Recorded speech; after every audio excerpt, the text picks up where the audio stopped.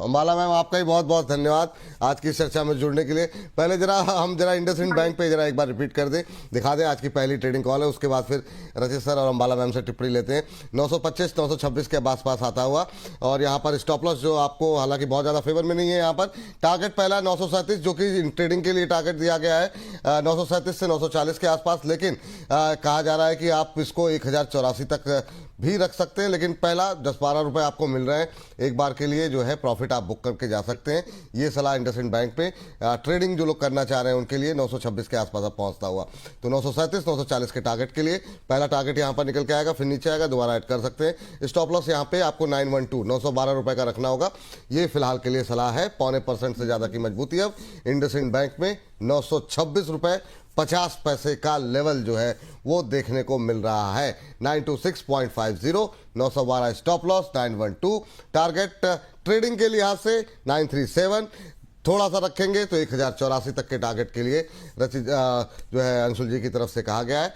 और यहाँ पे जैसे हमारी निगाहें बनी हुई हैं और तेजी आती है या तेज गिरावट होगी तो स्क्रीन पर लेके आएंगे। बाकी अंशुल जी अगर कुछ परिवर्तन करना चाहें स्टॉप लॉस टारगेट में तो फिर दोबारा लेकर के आएंगे। चलिए अब जरा दोनों विशेष मेहमानों को जरा एक बार उनकी छोटी छोटी टिप्पणी ले लें। खुश तो बहुत होंगे रचित जी, आप गिरा दिया एक बार फिर से बाजार को, लेकिन यकीन मानिए बहुत देर तक खुशी आपकी टिकेगी नहीं। लेकिन समस्या ये कि आज आप शाम को भी हैं 1 बजे वाले शो में भी, तो जब तक 2:30 बजे तक तो आपकी कोशिश पूरी रहेगी, मतलब 2 बजे तक कि मतलब जो है गिरा करके ही माने। लेकिन सर आखिरी का 1 घंटा भारी पड़ा था कल भी, आखिरी का 1 घंटा आज भी भारी पड़ सकता है। आपकी मार्केट पे टिप्पणी, पहले रचित सर आप, फिर अंबाला मैम आप जी। बोल बहुत शानदार रहे हैं, आवाज नहीं आ पा रही सर, आपकी आवाज को आपका कंप्यूटर भी दबा रहा है सर। जी सर। सबसे पहले आपको नमस्कार, अंशुल सर को और अंबाला मैम को नमस्कार सभी फिर हम को। लोग से बोलेंगे कि हम लोग बोलने नहीं देते, आवाज दबा देते हैं, अपना अनम्यूट करेंगे नहीं, फिर दोष हम लोग को देंगे कि गला हम लोग घोट देते हैं आवाज का। जी Rachit sir. Sir, IT, textile, to a very great extent banking, तीनों के लिए मैं बोलूंगा कॉशियस अप्रोच के साथ अप्रोच करें। अभी भी सिचुएशन अच्छी नहीं दिख रही है। मैं आवाज मैं बहुत ज्यादा चीजें नहीं बोलना चाहूंगा, क्योंकि बोलूंगा तो बोलेंगे कि बोलता है। नहीं नहीं, आप बोलिए सर, बोलने के लिए सर आपकी मतलब मजाक की बातें अलग है, लेकिन मतलब आपका जो व्यू पॉइंट है वो तो आप रखेंगे। जी सर। सर, इन हाउस मतलब आप देखिए, मैं आपसे एक सिंपल बात बोलता हूँ। आपके घर से मेरे पास बिजली आ रही है और आपके ट्रांसफार्मर फूक चुके हैं, और उसके बाद मैं सोचूं कि मेरे पास बिजली सही तरीके से आती रहेगी, तो सर मैं इसको सिर्फ अपनी नासमझी मानूंगा। 37,000 निफ्टी आईटी, जब एंथ्रोपिक की न्यूज आई थी तब से क्लियर केस बोल रहे थे, तब बहुत ट्रोल भी हुआ था मैं कि IT is here for a very very very very deep pain point. अभी वापस से एक चीज बोल देता हूँ सर, 29,200 लेवल से पहले आईटी में कुछ भी मैं अपना ट्रेंड नहीं चेंज करूंगा। उस टाइम कोई न्यूज आ जाए तो चीजें अलग होंगी। और सर अब धीरे धीरे गोरे भी सुर में सुर मिला रहे हैं। एक फॉरेन ब्रोकरेज की भी रिपोर्ट आ गई है कि सिर्फ गाइडेंस से कुछ नहीं होगा, अगर ईपीएस ही नहीं ठीक होगी तो आईटी में और पेन पॉइंट है, और यहां से वो 5 to 10% मिनिमम डाउनफॉल देख रहे हैं अभी आईटी में। और तो सर अकॉर्डिंगली पोजीशन बना के रखनी होगी। मैं अपनी समझ से शुरू से ही बोल रहा हूँ आईटी मुझे खराब लग रहा है। उसके साथ साथ सर टेक्सटाइल के लिए इसलिए बोल रहा हूँ क्योंकि अब वापस से ठंडे बस्ते पे जाती हुई दिख रही हैं सारी चीजें। कल जो ट्रम्प साहब ने एक स्टेटमेंट दिया that if you try to act smart with me I will handle with you accordingly, gist of the story यही थी। पहले मुझे लग गया था कि ये इंडिया के लिए सारी की सारी बातें कर रहे हैं, बट ऐसा भी लगा डायरेक्शन थोड़ा सा चाइना की तरफ भी होता हुआ दिख रहा है। यूरोपियन यूनियन की तरफ से अलग आवाजें उठने लग गई हैं। कल भी मैंने क्लियर केस कहा था सर कि अभी आप डाउ का रिएक्शन नहीं देख रहे हैं, डाउ का रिएक्शन आएगा जब डाउ खुलेगा उसके बाद। और डाउ फ्यूचर्स जो दिखा रहे थे और डाउ जिस तरीके से रिएक्ट कर रहा था, it is a very clear case. Future trading सिर्फ ट्रेडिंग होती है, स्टॉक्स ही मनोवर करते हैं इंडेक्स को। ये सिंपल साइकी है सर, और वो होता हुआ आपने देख लिया। उसके साथ साथ वापस से अब एक चीज कह देता हूं सर, दर्द मैं ही दे रहा हूं तो दवा भी दे देता हूं थोड़ी सी। नैटको फार्मा पे नजर रख सकते हैं। नैटको फार्मा जिस तरीके से पोजीशन है इन लेवल्स पे अट्रैक्टिव लग रहा है, और अगर आप इन लेवल्स पे पोजीशन बनाते हैं तो 968 और 988 के टारगेट्स के साथ अप्रोच कर सकते हैं। स्टॉप लॉस होगा 898 का क्लोजिंग बेसिस इंपॉर्टेंट है। अकॉर्डिंगली अपनी पोजीशन में इसमें बना के चले। नैटको फार्मा इन लेवल्स पे थोड़ा सा ठीक लग रहा है। नाटको फार्मा पे खरीदारी करने की सलाह। दूसरी ट्रेडिंग पिक यहाँ पर निकल करके आई है नाटको फार्मा पे 968 और 988 दो टारगेट यहाँ पर दिए गए हैं। यहाँ पर 968 988 देखिए आपकी स्क्रीन पर आ गया है और 898 का स्टॉप लॉस यहाँ पर रखा गया है। 931 931 रुपये 40 पैसे का लेवल, 4.25% ऊपर इस समय नाटको फार्मा ट्रेड करता हुआ। लेकिन रचित जी का मानना ये है कि यहाँ से करीब 35 36 37 रुपये इनफैक्ट के अपसाइड जो है वो देखने को मिल सकते हैं पहले टारगेट के लिए। दूसरा टारगेट उससे भी 20 रुपये ऊपर 988 का है। तो इन दो टारगेट्स के लिए यहाँ पर नाटको फार्मा में आप पोजीशन बना सकते हैं रचित जी के अनुसार। स्टॉप लॉस जो है 898 का रखें और कोई भी पोजीशन बनाने से पहले अपने जो आपका पर्सनल फाइनेंशियल एडवाइजर है उनकी राय जो है उनकी सलाह अवश्य लें। जैसे यहाँ पर और ज़्यादा तेजी या मंदी आएगी हम दोबारा इसको स्क्रीन पर लेके आएंगे, लेकिन स्टॉप लॉस और टारगेट दोनों नोट डाउन कर लीजिए। और साथ ही साथ या फिर रचित जी कुछ परिवर्तन करना चाहें स्टॉप लॉस टारगेट में तो भी हम इसको स्क्रीन पर लेकर के आएंगे। तो इंडसइंड बैंक पहला आज का कॉल देखिए स्क्रीन पर आ गया 926.60 पे ट्रेड करता हुआ, 937 का टारगेट, 912 का स्टॉप लॉस और दूसरा नाटको फार्मा। ये दो ट्रेड आपके लिए आ चुके हैं। अब चलते हैं हमारी अगली एक्सपर्ट वीएलए अंबाला जी के पास। अंबाला मैम, क्या आपको भी यहाँ पर पेन ज़्यादा दिखाई दे रहा है या फिर जैसा हमने थंब लगाया है ये गिरावट खरीदारी का मौका, क्या ये गिरावट को खरीदारी का मौका मान के चल रही है या फिर आपको लग रहा है कि नहीं यहाँ पर दर्द अभी ज़्यादा बाकी है? गुड मॉर्निंग विपुल जी, ऑल को पैनलिस्ट को भी गुड मॉर्निंग एंड सभी व्यूअर्स को गुड डे स्पेशली, क्योंकि आज गुड डे की जरूरत है। अब इसका बात मैंने ये इसीलिए बोली है। वाह। देखिए जो मैं वेट कर रही हूँ और मैं लिटरली आई एम ईगरली वेटिंग, शिद्दत से बोलिए। 24,300 अगर आता है निफ्टी तो वो बहुत बढ़िया भाव है सीरियस इन्वेस्टमेंट का। 24,300 25,500 पर है अभी। हाँ, मतलब अभी 1000 पॉइंट नीचे आप मान रही है, 1200 पॉइंट नीचे। और मैं ये नहीं बोल रही कि आज के आज आ जाएगा। खुशी देखिए I'm जरा not रचित saying जी की that. आपको अगर स्क्रीन पर दिखाई दे रही हो तो।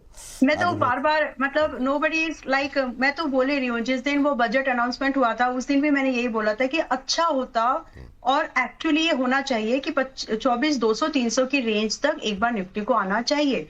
उसके बाद जो एक अप ट्रेंड बनेगा या जो ट्रेंड बनेगा वो सस्टेनेबल ट्रेंड बनेगा, उसमें धोखे कम होंगे। वो हुआ ही नहीं, गैप अप हुआ, फिर उसके बाद न्यूज प्ले हो गया, everything happened after that. But एक जो रियलिटी और फैक्ट जो होता चाहिए ना, प्राइस जिस तरह से चलना चाहिए, 24,200-300 इज समथिंग जहां पर सीरियस मनी जो है सस्टेनेबल ट्रेंड के साथ में आगे बढ़ सकती है। तो मैं उसका वेट कर रही हूँ। उस समय पे निफ्टी के ईटीएस ब्यूटीफुल थिंग है जिसमें कोई इन्वेस्टमेंट कर सकता है। तो मेरी आशा है और मेरी एनालिसिस भी है। आशा के साथ अगर आप मतलब सिर्फ आप आशा बोले एनालिसिस नहीं हो तो वो बात भी नहीं चलती। तो मुझे लगता है, मैं वेट कर रही हूँ उसी चीज के लिए कि निफ्टी एक बार 24,200-300 के पास आना चाहिए। अब इस बीच के इसके संयोग कुछ भी बने, मुझे नहीं पता कि क्या कारण बनेंगे, कोई आकर के कुछ बोलेगा या जो भी होगा, बिकॉज सभी मेजर ट्रिगर सिर्फ ट्रेड टैरिफ को छोड़ के सभी मेजर ट्रिगर मार्केट में ऑलरेडी आ चुके हैं। अब वो कौन सा बम है जो निफ्टी को 24,300 लेकर के आया, I don't know, but ideally it should come at least once. एक बार वहां पर आता है तो वहां निसंकोच बिना निसंदेह आप वहां पर अपने पैसे को लगा सकते हैं। बट अब यहाँ पर बड़ा सवाल ये आ सकता है कि क्या हम उसके लिए वेट ही कर ले। तो जैसे कि अभी जस्ट मैंने विपुल जी एक बात बोली है कि सारे बड़े मेजर ट्रिगर आ चुके हैं। अब वो कौन सा ऐसा सेंटीमेंट या कौन सी ऐसी ट्रिगर न्यूज होगी जो उसको 24,300 लेकर के आएगी, मुझे नहीं पता।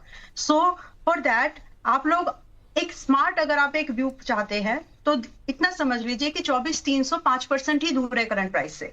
So if you can manage, अगर आप वहां पर तक थोड़ा सा डिप या सिप कर सकते हो, डिप पर अगर आप वहां तक सिप कर सकते हो, so this price as close to 200 days moving average is also not bad investment के लिए। निफ्टी जितना नजदीक हो सके 200 दिन के मूविंग एवरेज पर अच्छी ही मानी जाती है इन्वेस्टर्स के लिए। तो आज के अब इंट्राडे पॉइंट ऑफ व्यू पर वापस आ जाती हूँ। ठीक, हाँ मैं आज की कैंडल रेड देख पा रही हूँ। मुझे रिकवरी जैसा आज के दिन सीन नहीं लग रहा है और आज मंथली एक्सपायरी है। We can expect volatile market और निफ्टी और बैंक निफ्टी में दोनों में ही सेल ऑन राइज का view intraday point of view से आप लेकर के चल सकते हैं। पॉसिबल टारगेट निफ्टी के इन माय ओपिनियन अभी ये चल रहा है 25,490 और मेरी नजर में इसका जो अगला टारगेट है वो 25,400 तो है ही। अगर प्रेशर थोड़ा सा बढ़ा तो शायद 25,350 भी आ सकता है। सो ये निफ्टी के लिए टारगेट्स है। ठीक, ये बात यहाँ पर निकल के आई है, लेकिन इन सबके बीच एक बात मुझे समझ में नहीं आ रही। कल हमने देखा एफआईएस के जो नंबर थे, चाहे वो फ्यूचर और कैश दोनों को मिला के देखें, वो मतलब इतना अग्रेसिवली बाय कर रहे हैं। कल करीब कैश और फ्यूचर मिला के 7,000 करोड़ से ज़्यादा की बाइंग थी, 3,000 करोड़ से ज़्यादा की बाइंग खाली कैश की है। तो वो थोड़ा सा समझ में नहीं आ रहा है कि ठीक है आप लोग मान रहे हैं तो कुछ ना कुछ कारण होगा। एक गैप अप हुआ, वो गैप फिल होना चाहिए, ये भी समझ में आता है। देखिए ये नंबर्स जो है, इंडेक्स ऑप्शन में 2200 करोड़ से ज़्यादा, स्टॉक फ्यूचर में 3,000 करोड़ के आसपास, इंडेक्स फ्यूचर के अंदर 686 करोड़ के आसपास। जी तो रचित सर, जो आप कुछ कहना चाह रहे हैं, उसके बाद से फिर हम अपने सेगमेंट की तरफ जाएंगे। आप अपनी बात ऐड कर लीजिए, फिर अंशुल सर की भी राय लेते हैं। जी सर एक बेसिक बात बोल देता हूँ, आप एफआईएस के फिगर देख रहे हैं। मैं कंटिन्यूसली, जब मार्केट पहले ट्रेड कर रहा था, एफआईएस सेलर थे, तब भी मैंने कहा था गोरों पे विश्वास नहीं करूंगा। आज भी बोलूंगा गोरों पे विश्वास नहीं करूंगा। हमारे भारतीय निवेशक जो हैं, डीआईएस जो हैं, उन पे आप नजर बना के रखिए। ये जो मिस हो गए हैं ना टेबल से एकदम से, they are sensing something that we can not sense.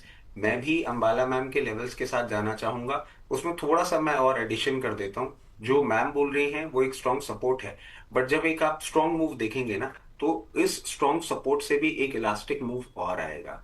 वो थोड़ा सा स्केरी होगा और वीकर हैंड्स मार्केट को छोड़ेंगे। उस चीज के लिए प्रिपेयर्ड रहिएगा। ये सिचुएशन जरूर बनती हुई दिखेगी। हाँ अंशुल सर, सहमत हैं आप इस लेवल से? और अंशुल जी, रचित जी कह रहे हैं कि और नीचे जाएगा जो अंबाला मैम के लेवल है। आप सहमत हैं इन लोगों से?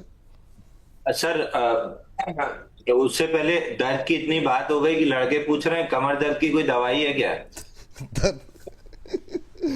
अब वापिस आते हैं बाजार पे। कल भी हमने डिस्कस किया था सर कि 25,663, 25,532 ये रेंज है निफ्टी की। इस रेंज के बाहर ही किसी तरह की आपको मूव मिलेगी। जिस भी साइड रेंज टूटेगी उस साइड में आपको 200 पॉइंट की मूव मिलेगी। रेंज लोअर साइड में टूट रही है, बैक्ड बाय आईटी इंडेक्स। तो अगला रेंज का लोअर एंड है 25,372। तो 25,372 मान के चल रहा हूं। अगर हम 25,532 के ऊपर आके ट्रेड करने लगते हैं तो वापस से व्यू वही रहेगा कि रेंज कंटिन्यू रहेगी 25,663, 25,532। अगर हम क्लोजिंग बेसिस पे, मैं इंट्राडे में रिस्क नहीं लेने जाऊंगा, अगर क्लोजिंग बेसिस पे हम इसके नीचे क्लोज करते हैं 532 के नीचे, तो फिर टारगेट खुलेगा 25,372। But again that being said, मेरा निफ्टी में ट्रेड का कोई इंटरेस्ट नहीं है। मेरा क्लियर इंटरेस्ट बैंक निफ्टी में है। अगर 61, कल बीटीएसटी दे गए थे, सुबह प्रॉफिट बुक किया है, जब ऊपर आया था, अभी भी ऑलमोस्ट हाई के आसपास है। अगर 61,360 निकलता है तो मेरा इंटरेस्ट बैंक निफ्टी में ही रहेगा। 61,678 और उससे 100 पॉइंट ऊपर ऑल टाइम हाई है, तो लगभग 62,000 पकड़िए कि 61,360 निकलता है तो 62,000 तक के लिए मैं बैंक निफ्टी में ही इंटरेस्टेड रहूंगा। क्योंकि निफ्टी में कभी आईटी गिरा देता है, तो कभी रिलायंस गिरा देता है, तो कभी एफएमसीजी नीचे आने लगता है। तो निफ्टी में तमाम तरह की चर्निंग चल रही है, तो बेटर है जहां रिलेटिव स्ट्रेंथ है वहां पे फोकस किया जाए, वो बैंक निफ्टी पे है। तो इंडसइंड बैंक चल रहा है, एक्सिस बैंक चल रहा है, थोड़ा 2% एचडीएफसी बैंक में बाउंस बैक आ जाए। अगर 1-2% हैवी वेट चल जाए, 62,000 आराम से टिका देगी। तो जहां इजी मनी एनवायरनमेंट है वहां पे जाके ट्रेड करना ज्यादा अच्छा है, बल्कि जहां पे हार्ड मनी एनवायरनमेंट है, जहां एक इंडेक्स ऊपर एक नीचे खींच रहा है, कंफ्यूजन की स्थिति में दूर हट जाना ज्यादा बेटर है। क्लियर स्थिति आपको बैंक निफ्टी में दिख रही है, वहीं पे फोकस कर लीजिए। अगला ट्रेड 61,360 के ऊपर 61,678 और 62,000 तक बनेगा, तो फोकस बैंक निफ्टी पे होना चाहिए। बैंक निफ्टी पे फोकस करें, वो ज्यादा बेहतर है। इस बीच करीब हमारे साथ 2400 लोग, करीब 2300, अभी 88 थे, अभी 71 है, करीब 2400 के आसपास लोग बने हुए हैं। तो आप सभी दर्शकों का तहे दिल से शुक्रिया। और आप लोगों से हमेशा की तरह एक ही रिक्वेस्ट रहेगी कि जितना ज़्यादा हो सके और लोगों तक पहुंचाइए। अब करीब 2500 हो गए, तो और लोगों तक पहुंचाइए। व्हाट्सएप स्टेटस पे लगाइए इस लिंक को, फेसबुक पे शेयर कीजिए, ट्विटर पे शेयर कीजिए, और जो तमाम रील के माध्यम से और दूसरे माध्यम से जो है लोग इन्फ्लुएंस करने की कोशिश करते हैं, उससे अपने पैसे को बचा के रखिए, सही जगह पे लगाइए। बाजार का मूड माहौल अच्छा नहीं है, इसलिए सेबी रजिस्टर्ड एक्सपर्ट्स की राय को ही सुनिए, इधर उधर की राय से बचने की कोशिश कीजिए। चलिए अब जरा, जैसा कि इस कार्यक्रम की परंपरा है, पहले हम कुछ एक वरीयता देते हैं अपने दर्शकों को। तो मैम, अंबाला मैम आपसे जानना चाहेंगे, और पीएनसी इंफ्रा को लेकर के काफ़ी दिन से अनन्या जी सवाल पूछ रही हैं, शायद इसको लेकर के सवाल है। 238 पे लिया हुआ है, नेक्स्ट टारगेट क्या हो सकता है जानना चाह रही हैं। 160 के आसपास, 160 शेयर इनके पास है, 238 की खरीद है, तो यहाँ पे इनको करीब 24-25 रुपए के आसपास का नुकसान हो रहा है। क्या सलाह देंगी? स्टॉप लॉस जानना चाह रही हैं और कह रहे हैं कि प्रॉफिट का वेट करें या लॉस बुक कर लें। थोड़ा सा रुक जाइए, इतना हड़बड़ी में बुक करने की जरूरत नहीं है। आपको स्टॉप लॉस जरूर ध्यान में रखना है। 190 का थोड़ा सा डीपर है, but you can wait for exit. 250 आराम से मुझे लगता है आ जाएगा। एक्सटेंडेड समय लगेगा, थोड़ा पेशेंस के साथ में रखिएगा लेकिन। और 250 275 you can wait. 190 you need to maintain a stop loss. Vipul ji, मैंने वैसे एक निफ्टी का इंट्राडे ट्रेड है, मंथली एक्सपायरी है, उसके मद्देनजर तो जब भी आपको लगे, ऑलराइट, तो इट्स स्ट्रैडल ट्रेड है, स्ट्रैंगल है, सॉरी। निफ्टी का करंट यानी आज की मंथली एक्सपायरी 25,450 का पुट ऑप्शन बाय करना है और 25,450 का ना, हाँ जी, और 25,550 का कॉल ऑप्शन हमको बाय करना है। मैं स्ट्रेटेजी का लॉजिक बाद में एक्सप्लेन करूंगी, पहले ट्रेड इनिशिएट कर लेते हैं। दोनों ही 35 के आसपास आ रही हैं। टोटल कॉस्ट 70 पॉइंट की बनेगी और यहाँ पर कम से कम हम लोग पहला टारगेट 25 पॉइंट होगा पहला टारगेट, कम से कम 25 पॉइंट्स का गेन और इन दोनों के टोटल पर हमको मिले। फिर 90 और 115 के टारगेट टोटल इन नेट गेन की बात कर रही हूं मैं, हमको ये मिल सकते हैं। स्टॉप लॉस यहाँ पर हमें दो तरीके से फॉलो होता है, क्योंकि आज मैं सेकंड हाफ में हूं तो मैं उससे मैं बता दूंगी। बट मैक्स लॉस आप ध्यान में रखिए कि 40 पॉइंट तक आपको 50 पॉइंट का मैक्स लॉस आपको यहाँ पर देखना पड़ सकता है। तो इस स्ट्रेटेजी में ऐसे ही रहता है कि आपको पहला टारगेट कंपेरेटिवली छोटा रहता है, स्टॉप लॉस थोड़ा सा बड़ा, लेकिन प्रोबेबिलिटी ज्यादा रहती है। तो फिलहाल के लिए ट्रेड है 25,450 का पुट, 25,550 का कॉल ऑप्शन, दोनों की टोटल कॉस्ट 70 रुपए के आसपास की ही होगी और 25 से लेकर के 115 पॉइंट के गेन की हम यहाँ पर बात कर रहे हैं with the loss of 50 points in net. और इसको मैक्सिमम हमें होल्ड करना है 130 तक, 1:30 बजे तक इसको होल्ड करना है। वैसे मैं उस समय हूं, अगर मुझे लगा कि उससे पहले एग्जिट वगैरह या कुछ लग रहा है तो मैं बता भी दूंगी, क्या सेकंड हाफ में मैं हूं यहाँ पर। ठीक, तो निफ्टी की 25,450 की पुट, 25,550 की कॉल, ये आपको खरीद के जाने की सलाह है। और बाकी इस ट्रेड पर 1 बजे आपको और अपडेट मिल जाएगी। अभी अगर कुछ नया डेवलपमेंट होगा तो उस पर और बातचीत कर लेंगे। चलिए, तो आगे बढ़ते हैं। और हालांकि नंबर रचित सर का है, लेकिन एक सवाल अंशुल जी के लिए क्वालिटी पावर को लेकर के वो पूछ लेते हैं। कह रहे हैं अंशुल सर ने एक बाय कॉल दी थी 895 पर, क्या करें, स्टॉप लॉस का क्या करना है? सर, क्वालिटी पावर पे एक व्यू जरा अगर आप दे सके तो फिर अगला सवाल रचित सर से ले लेते हैं। तो क्वालिटी पावर में एक बड़ी बार बनी थी आपकी 17 फरवरी को, जिसका हाई था 925 और लो था 827। उसी के अंदर 3-4 आज 5वां इनसाइड बार है, कुछ भी नहीं बदला है। एज इट इज कंसोलिडेशन में 2-3 दिन और लगा सकता है 10 डे मूविंग एवरेज कैचअप होने के लिए। 925 के ऊपर जैसे ही निकलेगा आपको 1,000 रुपए तक का टारगेट बहुत आराम से मिल जाएगा। स्टॉक में किसी तरह का कोई बदलाव नहीं है। दूसरा 2-3 अपडेट आपको पहले दे दूं। एक तो इंडसइंड बैंक फटाफट में 927.30 का हाई लग गया है। दूसरा यूनियन बैंक आपको याद होगा 178 के आसपास 199 का टारगेट था, 199 का टारगेट कंप्लीट हो गया है। तीसरा बैंक ऑफ इंडिया भी अपने टारगेट की तरफ जा रहा है इमीडिएट में। चौथा, अगर आपको कुछ बाई करना है तो आईडीबीआई बैंक वापस से ब्रेकआउट लेवल के आसपास आगे खड़ा हुआ है, तो नया अगर लेना है तो आईडीबीआई बैंक ले लीजिए 114 रुपए के आसपास। स्टॉप लॉस अगर लगाना है, मैं बहुत फेवरेबल नहीं हूं स्टॉप लॉस के। 722 हफ्ते का बेस है, लास्ट टाइम 422 हफ्ते के बेस के बाद एल&टी फाइनेंस लगभग 100% चला था, तो आई वुड प्रिफर कि मैं धीरे धीरे स्टैगर वे में इसमें एंट्री ही लूं। 114-15 रुपए चल रहा है, आईडीबीआई बैंक ले लेना चाहिए। आपको करीब करीब 119 फटाफट मिल सकता है 4-5 दिन में, तो आईडीबीआई बैंक पे फोकस कीजिए। और अगर थोड़ी सी रिस्क ले सकते हैं, मतलब स्मॉल कैप वाले अगर लाइन हार्टेड ट्रेडर हैं, आपको श्रीराम पिस्टन पे ध्यान देना चाहिए। श्रीराम पिस्टन 3150 का ब्रेकआउट बना है, बहुत जल्दी से इसमें 3300 के टारगेट आपको मिलने चाहिए। स्टॉप लॉस आप लगा लीजिए आज का लो 3026 का, तो 3026 के स्टॉप लॉस से 3150 के आसपास अगर बाई करते हैं तो आपको 3300 रुपए का टारगेट मिलेगा। तो श्रीराम पिस्टन एक देख लीजिए। ये अभी कहीं बाई दिया नहीं है, ये तुरंत बना है तो पहले आप ही को दे रहे हैं, अब अपने क्लाइंट्स को रिकमेंड करना स्टार्ट करेंगे। बिल्कुल सर, बहुत शानदार। श्री राम पिस्टन पे रखिए नज़र, 3170 का लेवल, 3% की तेजी यहाँ पर, और यहाँ पे खरीदारी की सलाह है 3300 के हिसाब से। 3300 का टारगेट यहाँ पर दिया जा रहा है। स्टॉप लॉस रखिए आप 3026 का, 3026 के स्टॉप लॉस के साथ श्री राम पिस्टन पे खरीदारी की सलाह। फिलहाल 3171 का लेवल देखने को मिल रहा है। 3300 का टारगेट यहाँ पर 3.25% ऊपर नजरें बना करके चलिए। नए उच्चतम स्तर बनते हुए यहाँ पर श्री राम पिस्टन पे, जैसे ही यहाँ पर और ज़्यादा गतिविधि बढ़ेगी तेजी या मंदी की तरफ, दोबारा इसको स्क्रीन पर लेकर के आएंगे। लेकिन स्टॉप लॉस और टारगेट बाजार की वोलेटिलिटी को देखते हुए दोनों का ही विशेष ध्यान रखें, दोनों ही नोट डाउन करके रखें यहाँ पर। और या फिर अंशुल जी कोई बदलाव करेंगे अगर टारगेट स्टॉप लॉस में तो दोबारा स्क्रीन पर लेकर के आएंगे। फिलहाल के लिए धुआंधार रफ्तार 3.25% की तेजी यहाँ पर देखने को मिल रही है। IDBI बैंक में 119 के टारगेट तक के देखने को मिल सकते हैं, वो भी खरीदारी की सलाह यहाँ पर दी जा रही है। तो यहाँ पर जो है बैक टू बैक कितने, 1 2 1 निफ्टी का 3 4 5 कॉल हो गई आप लोगों के लिए अभी तक के लिए। तो यहाँ पर रखें आप लोग नज़र, और 2600 से ज़्यादा दर्शक हमारे साथ इस समय लाइव पे जुड़े हुए हैं।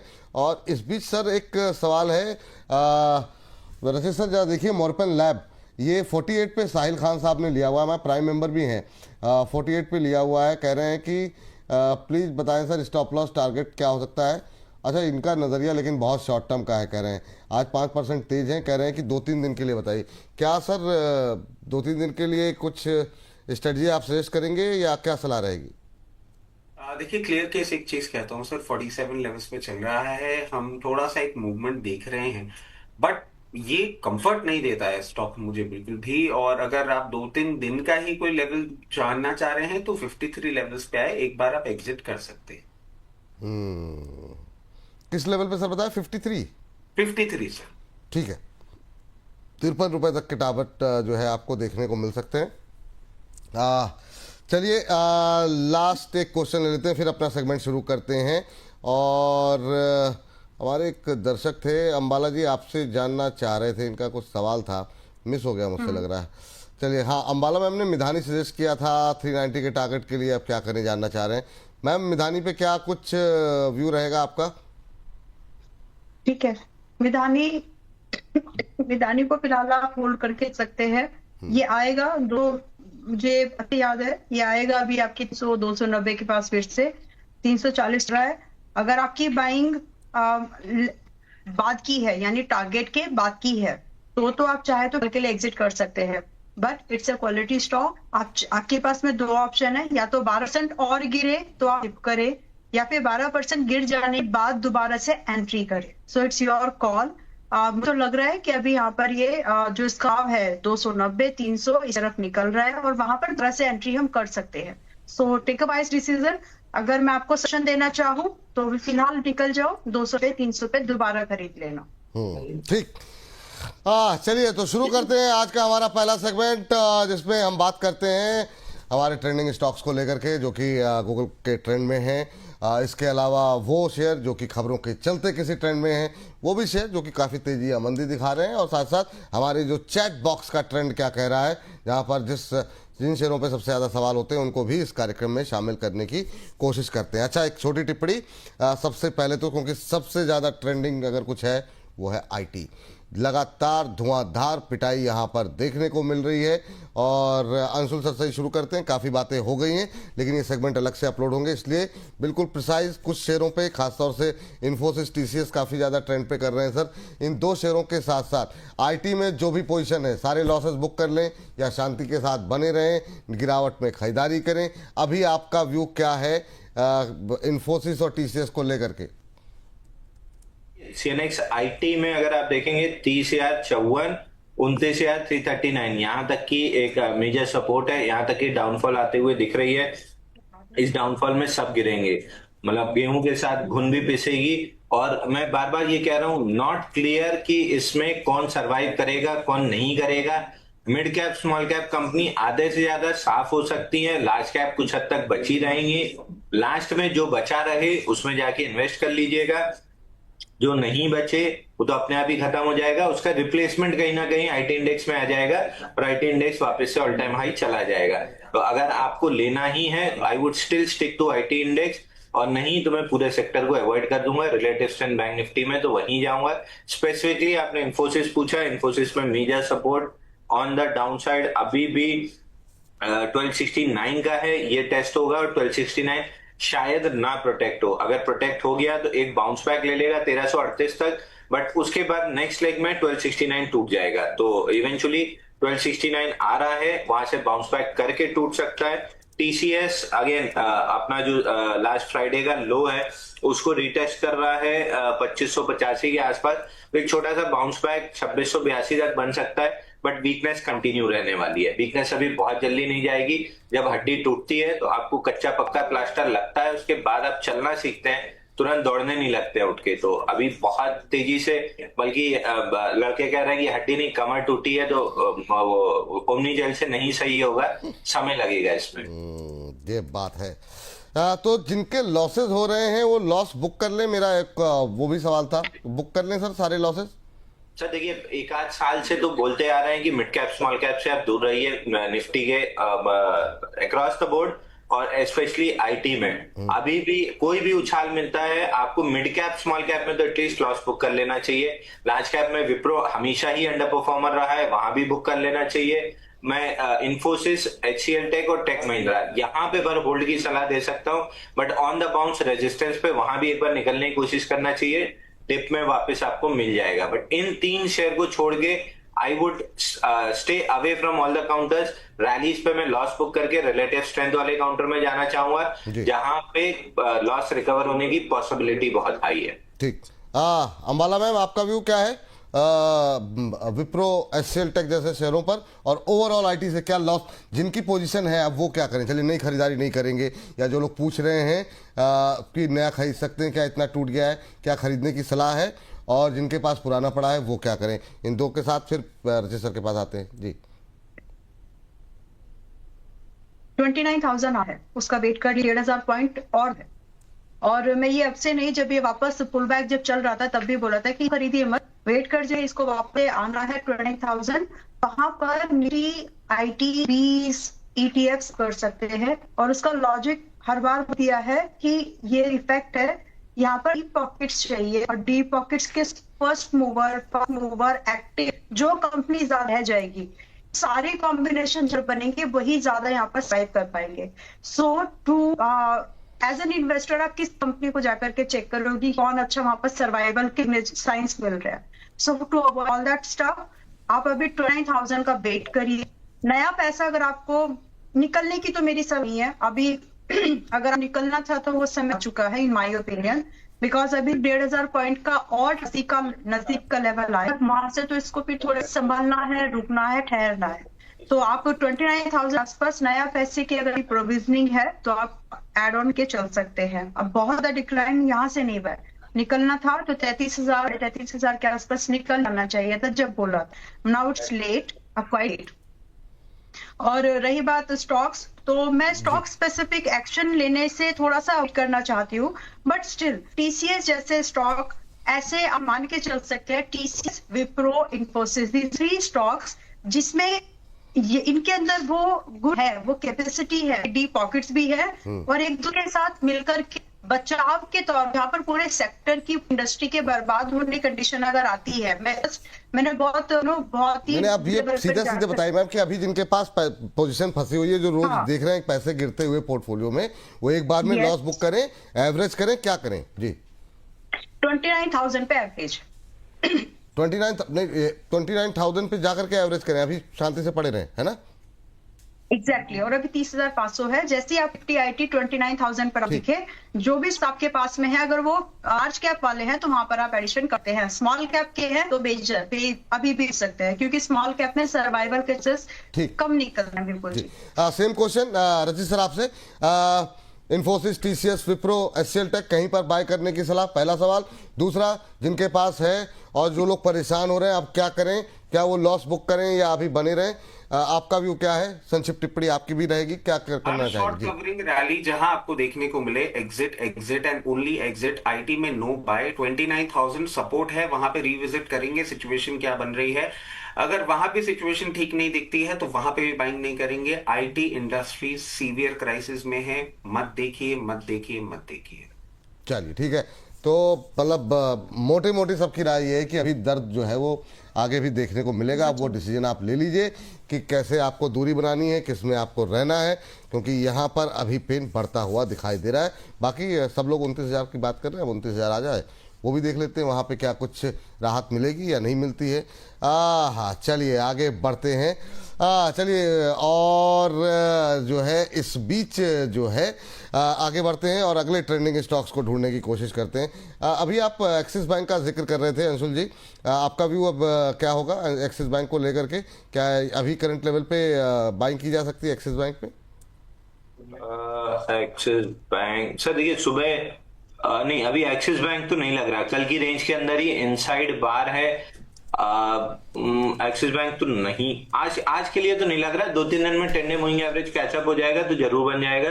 एक्सिस बैंक में 81 हफ्ते का कपनैंडल पैटर्न ब्रेकआउट है 1310 में, पहली मूव खत्म हुई है, थोड़ी सी कंसोलिडेशन करेगा, उसके बाद ब्रेकआउट लेगा। तो जो 1310 का ब्रेकआउट है उसका टारगेट 1500 है, 1500 तक आराम से निकल जाएगा। अब एकदम करंट मार्केट पे तो और कोई बैंक समझ में आ नहीं रहा, क्योंकि इंडसइंड बैंक स्ट्रेस्ड है, करूर वैश्य बैंक सुबह ही दूसरी जगह बाई दिया था, वो लगभग टारगेट पे, तो अब इसको फ्रेश बाई बोल नहीं सकते। और कोई बैंकिंग में IDBI बता ही दिया है, तो अभी नहीं लग रहा सर बैंकिंग में और कोई बैंक नहीं दिख रहा है। 61,360 निकलता है तो फिर आप बैंक 20 ले लीजिएगा, बैंक निफ्टी का ETF। ठीक है। अगली कंपनी अंबाला में आप देखिए जरा फटाफट, विशाल मेगा मार्ट। ये जो है रिकवरी के मोड में आता हुआ दिखाई दे रहा है। विशाल मेगा मार्ट आज जो है इस गिरते बाजार में मजबूती दिखा रहा है। ये भी हमारे छोटे शेयर ऊंची छलांग का हिस्सा रहा है, जो हर शनिवार को दोपहर 2 बजे हम लेकर के आते हैं रचित जी के साथ। मैम, क्या व्यू है आपका अभी करंट लेवल पे विशाल मेगा मार्ट पे? ये रिकवरी जो है दोबारा इसकी जो पुरानी रुकावट है 150 तक, वहाँ ले जाएगी या उससे पहले ही ये थक जाएगा? अभी खरीद सकते हैं क्या? अभी खरीद सकते हैं, 124 इसकी रेंज में है। प्राइस स्टॉप लॉस रखिएगा 118 पर, और 105 का टारगेट तो मुझे नहीं, लेकिन 130 और 140 हवा को देख सकते हैं, वहां पर प्रॉफिट बुकिंग पूरा कर लीजिएगा। अभी खरीदें 130 140 के टारगेट के लिए, है ना मैम? यस, 130 140 का टारगेट। स्टॉप लॉस क्या बताया आपने? 118। 118, ठीक है मैम। 118 का स्टॉप लॉस के साथ यहाँ पे खरीदारी करके चल सकते हैं। 130 140 दो टारगेट अभी के लिए देखने को मिल सकते हैं। तो विशाल मेगा मार्ट में आज की इस रिकवरी में नई खरीदारी की सलाह है, जिनके पास है होल्ड करें, ये लेवल्स देखने को मिलते हैं। तो एक और छोटा शेयर सर, हम लोगों ने कुछ बार बात की, लेकिन वो जम्मू कश्मीर में अटैक के बाद हम लोगों ने थोड़ी सी बात कम की थी। JNK बैंक ने पिछले 2 दिनों में अच्छी रिकवरी दिखाई है। रचित सर, जरा एक बार देखिए, क्या ये शेयर में ये मोमेंटम और बढ़ सकता है क्या? अच्छा मोमेंटम बनता हुआ दिखाई दे रहा है JNK बैंक के अंदर। अभी ये रिकवरी कहाँ तक जाएगी सर? 112 का हाई लगाया है, हालांकि ऊपर से अब हल्का हो रहा है, एक महीने में 8% चला है। 115.50 का हाई लगाया आज इंट्राडे में। क्या सलाह रहेगी JNK बैंक को लेकर के? सर देखिए, बहुत कम ऐसे चीजें देखने को मिल रही हैं जिसमें मैं थोड़ा सा बुलिश अपना स्टांस रख रहा हूँ। उसमें से एक है JNK बैंक। जिस तरीके से ये पोजिशन्ड है, मगर मार्केट है एक्सट्रीमली वॉलेटाइल, तो आपको देंगे 98 रुपीज का स्टॉप लॉस और 124 का पहला टारगेट। अकॉर्डिंगली अपनी पोजीशन मैनेज करें। ये स्टॉप लॉस थोड़ा नीचे जरूर दिख रहा है, बट जो आने वाले दिनों में हम मार्केट में वॉलेटिलिटी देख रहे हैं, आपको बहुत रीजनेबल लगने वाला है। तो सर अभी अगर इसको खरीदें 111-12 पे खरीदते हैं, टारगेट क्या रखें एक बार फिर से बता देंगे? और 124 का टारगेट होगा। 124, कोई स्टॉप लॉस रखना है? 98 के स्टॉप लॉस के साथ JNK बैंक में। बैंक सबसे सुरक्षित इस समय दिखाई दे रहा है और अच्छी छोटे शेयरों में अच्छा मोमेंटम देखने को मिल रहा है। लेकिन इन सबके बीच में 1-2 बैंक और पकड़ने की कोशिश करेंगे, लेकिन डॉम्स को देख लेते हैं पहले। आज जो है आज के ट्रेंडिंग स्टॉक्स में शामिल 2-2.25% ऊपर। सर ये मतलब भाई बाकी कुछ भी हो, मतलब ये बच्चों की डिमांड तो सर मतलब बनी ही रहती है। क्या करें? डॉम्स इंडस्ट्रीज में कितना दम दिखाई दे रहा है? 2359 2360 के आसपास। कैसा लग रहा है सर? हालांकि थोड़ा सुस्त चाल रही है, अभी कुछ उम्मीदें कर सकते हैं क्या डॉम्स में आज की इस रिकवरी पे? सर डोम्स में देखिए लगभग 82 हफ्ते हो चुके हैं, रेंज के अंदर चल रहा है। और अच्छी चीज है कि रेंज के बॉटम पे जाके ठीक ठाक न्यूज आना स्टार्ट हुई है। रेंज का बॉटम 2280 के आसपास है, रेंज का छोटा वाला टॉप 2665 के आसपास है। अब रेंज बॉटम से चल रहा है, रेंज टॉप जा सकता है 2660 तक, जो छोटी वाली रेंज का टॉप है। बड़ी रेंज का बड़ा टॉप 3000 के आसपास है, छोटी रेंज के टॉप 2660 तक जा सकता है। बेसिक सवाल आता है क्या यहां से बाई करके 300 रुपए कमाने की कोशिश करनी चाहिए? मेरा जवाब ना है। बेस में कहीं भी इंस्टीट्यूशन वॉल्यूम नहीं है। अब आप देखने जाएंगे तो 4 आपको इंस्टीट्यूशन कैंडल दिख भी जाएंगी, जहां लगभग 400, एक में 1200% वॉल्यूम राइज है, एक में 300% है, एक में 3454% वॉल्यूम राइज है, चौथी में 4510% वॉल्यूम राइज है। लेकिन चारों इंस्टीट्यूशन कैंडल के लो टूट के भी 2-3% नीचे आया है, यानी ये पूरी बाइंग लिक्विडेट हो चुकी है। तो कहीं भी कोई इंस्टीट्यूशन एक्यूमुलेशन नहीं है, इसलिए मैं रेंज बॉटम से रेंज टॉप तक का जो प्ले बन रहा है मैं अवॉइड करूंगा, मैं नहीं प्ले करूंगा। ये बात यहाँ पर निकल के आई है। अच्छा, ये जो कल वाला बैंक था उसमें क्या करें? IDFC फर्स्ट बैंक में जो है थोड़ी सी रिकवरी है, हरे निशान में आया है, भाव वही का वही है मैम, 70 रुपये के आसपास। अभी क्या यहाँ पे कोई खरीदारी की जा सकती है या अभी आप इससे दूरी बनाने की सलाह देंगी? क्या व्यू है आपका IDFC फर्स्ट बैंक को लेकर? 62-65 के रेंज पर उसको थोड़े दिन रहने देना चाहिए और 62-65 की इस रेंज में खरीदारी करनी है। छोटा स्टॉप लॉस मेंटेन करिए सिर्फ 7 का, और 75 ऑनवर्ड सब टू के टारगेट का वे कर सकते हैं। और पुल बैक में पूरा फिट बुक करके निकलना है। जैसे वाले जो टारगेट भी आपकी एंट्री होती है, टारगेट पर निकलना, इसके बाद वापस वही पुल बैक जो बाकी स्टॉक में होता है, फिर दोबारा से नहीं है। तो आपकी फिलहाल आवाज बीच बीच में मैम थोड़ा सा एक साथ दो आने लग रही है। जी मैम, कंप्लीट कीजिए। ओके, अभी ठीक है? हाँ अभी ठीक है। ठीक है, तो अभी 62-65 के रेंज को थोड़े दिन आने देना है और उस रेंज में एंट्री करनी है। 75 से लेकर के 8 टारगेट जैसे ही आ जाए निकल भी जाना है। 47 रुपीज का स्टॉक मेंटेन करना है, जब 65 से 60 की इस रेंज में धीरे धीरे खरीदें। जी चलिए, ये बात हो गई IDFC। बैंक्स की बात हो रही है, बिल्कुल जी, बैंक्स की बात हो रही है। सेंट्रल बैंक आज 30 रुपए का टारगेट था इसका। किस पे? सेंट्रल बैंक का जो सेंट्रल बैंक, हाँ सेंट्रल बैंक में आज सवाल भी था जी, क्या करना है उसमें? ओके, मैं 50% प्रॉफिट बुक के लिए बोलना चाह रही थी क्योंकि थोड़ा सा, लेकिन आप फ्रेश बाई कर सकते हैं। स्टॉप लॉस रखना है यहाँ पर। जो पहले से मतलब व्यू ये है कि देखिए जो पैसे हैं उन्होंने पहले से डिसीजन लिया है। 36-37 रुपए वालों को 50% का प्रॉफिट है। In my opinion one should book 50% profit here.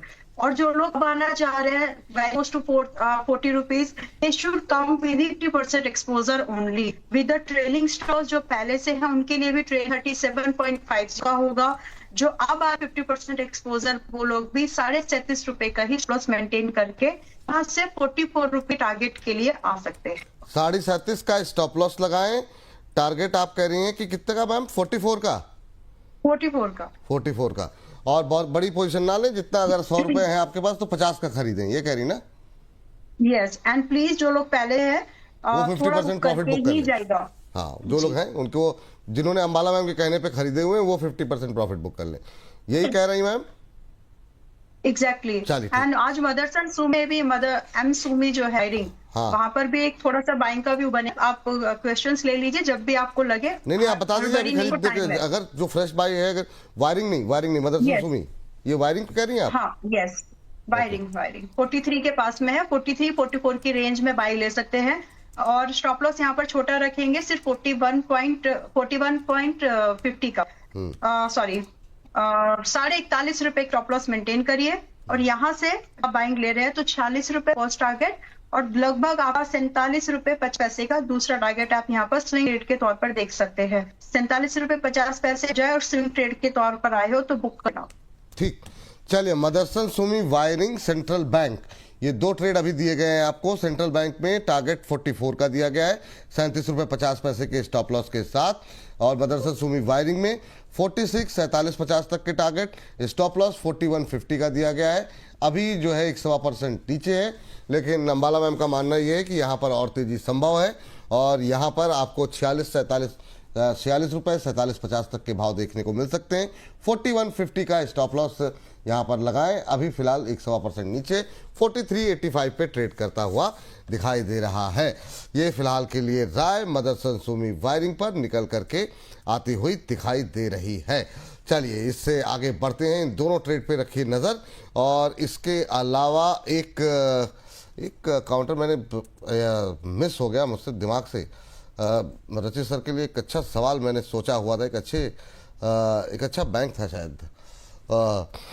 धीरे धीरे करके दबाव मेरे ऊपर भी बढ़ता हुआ कई बार बन जाता है, लेकिन इन सब के बीच में आज एक और स्टॉक ले लेते हैं जो कि ट्रेंड में है सर।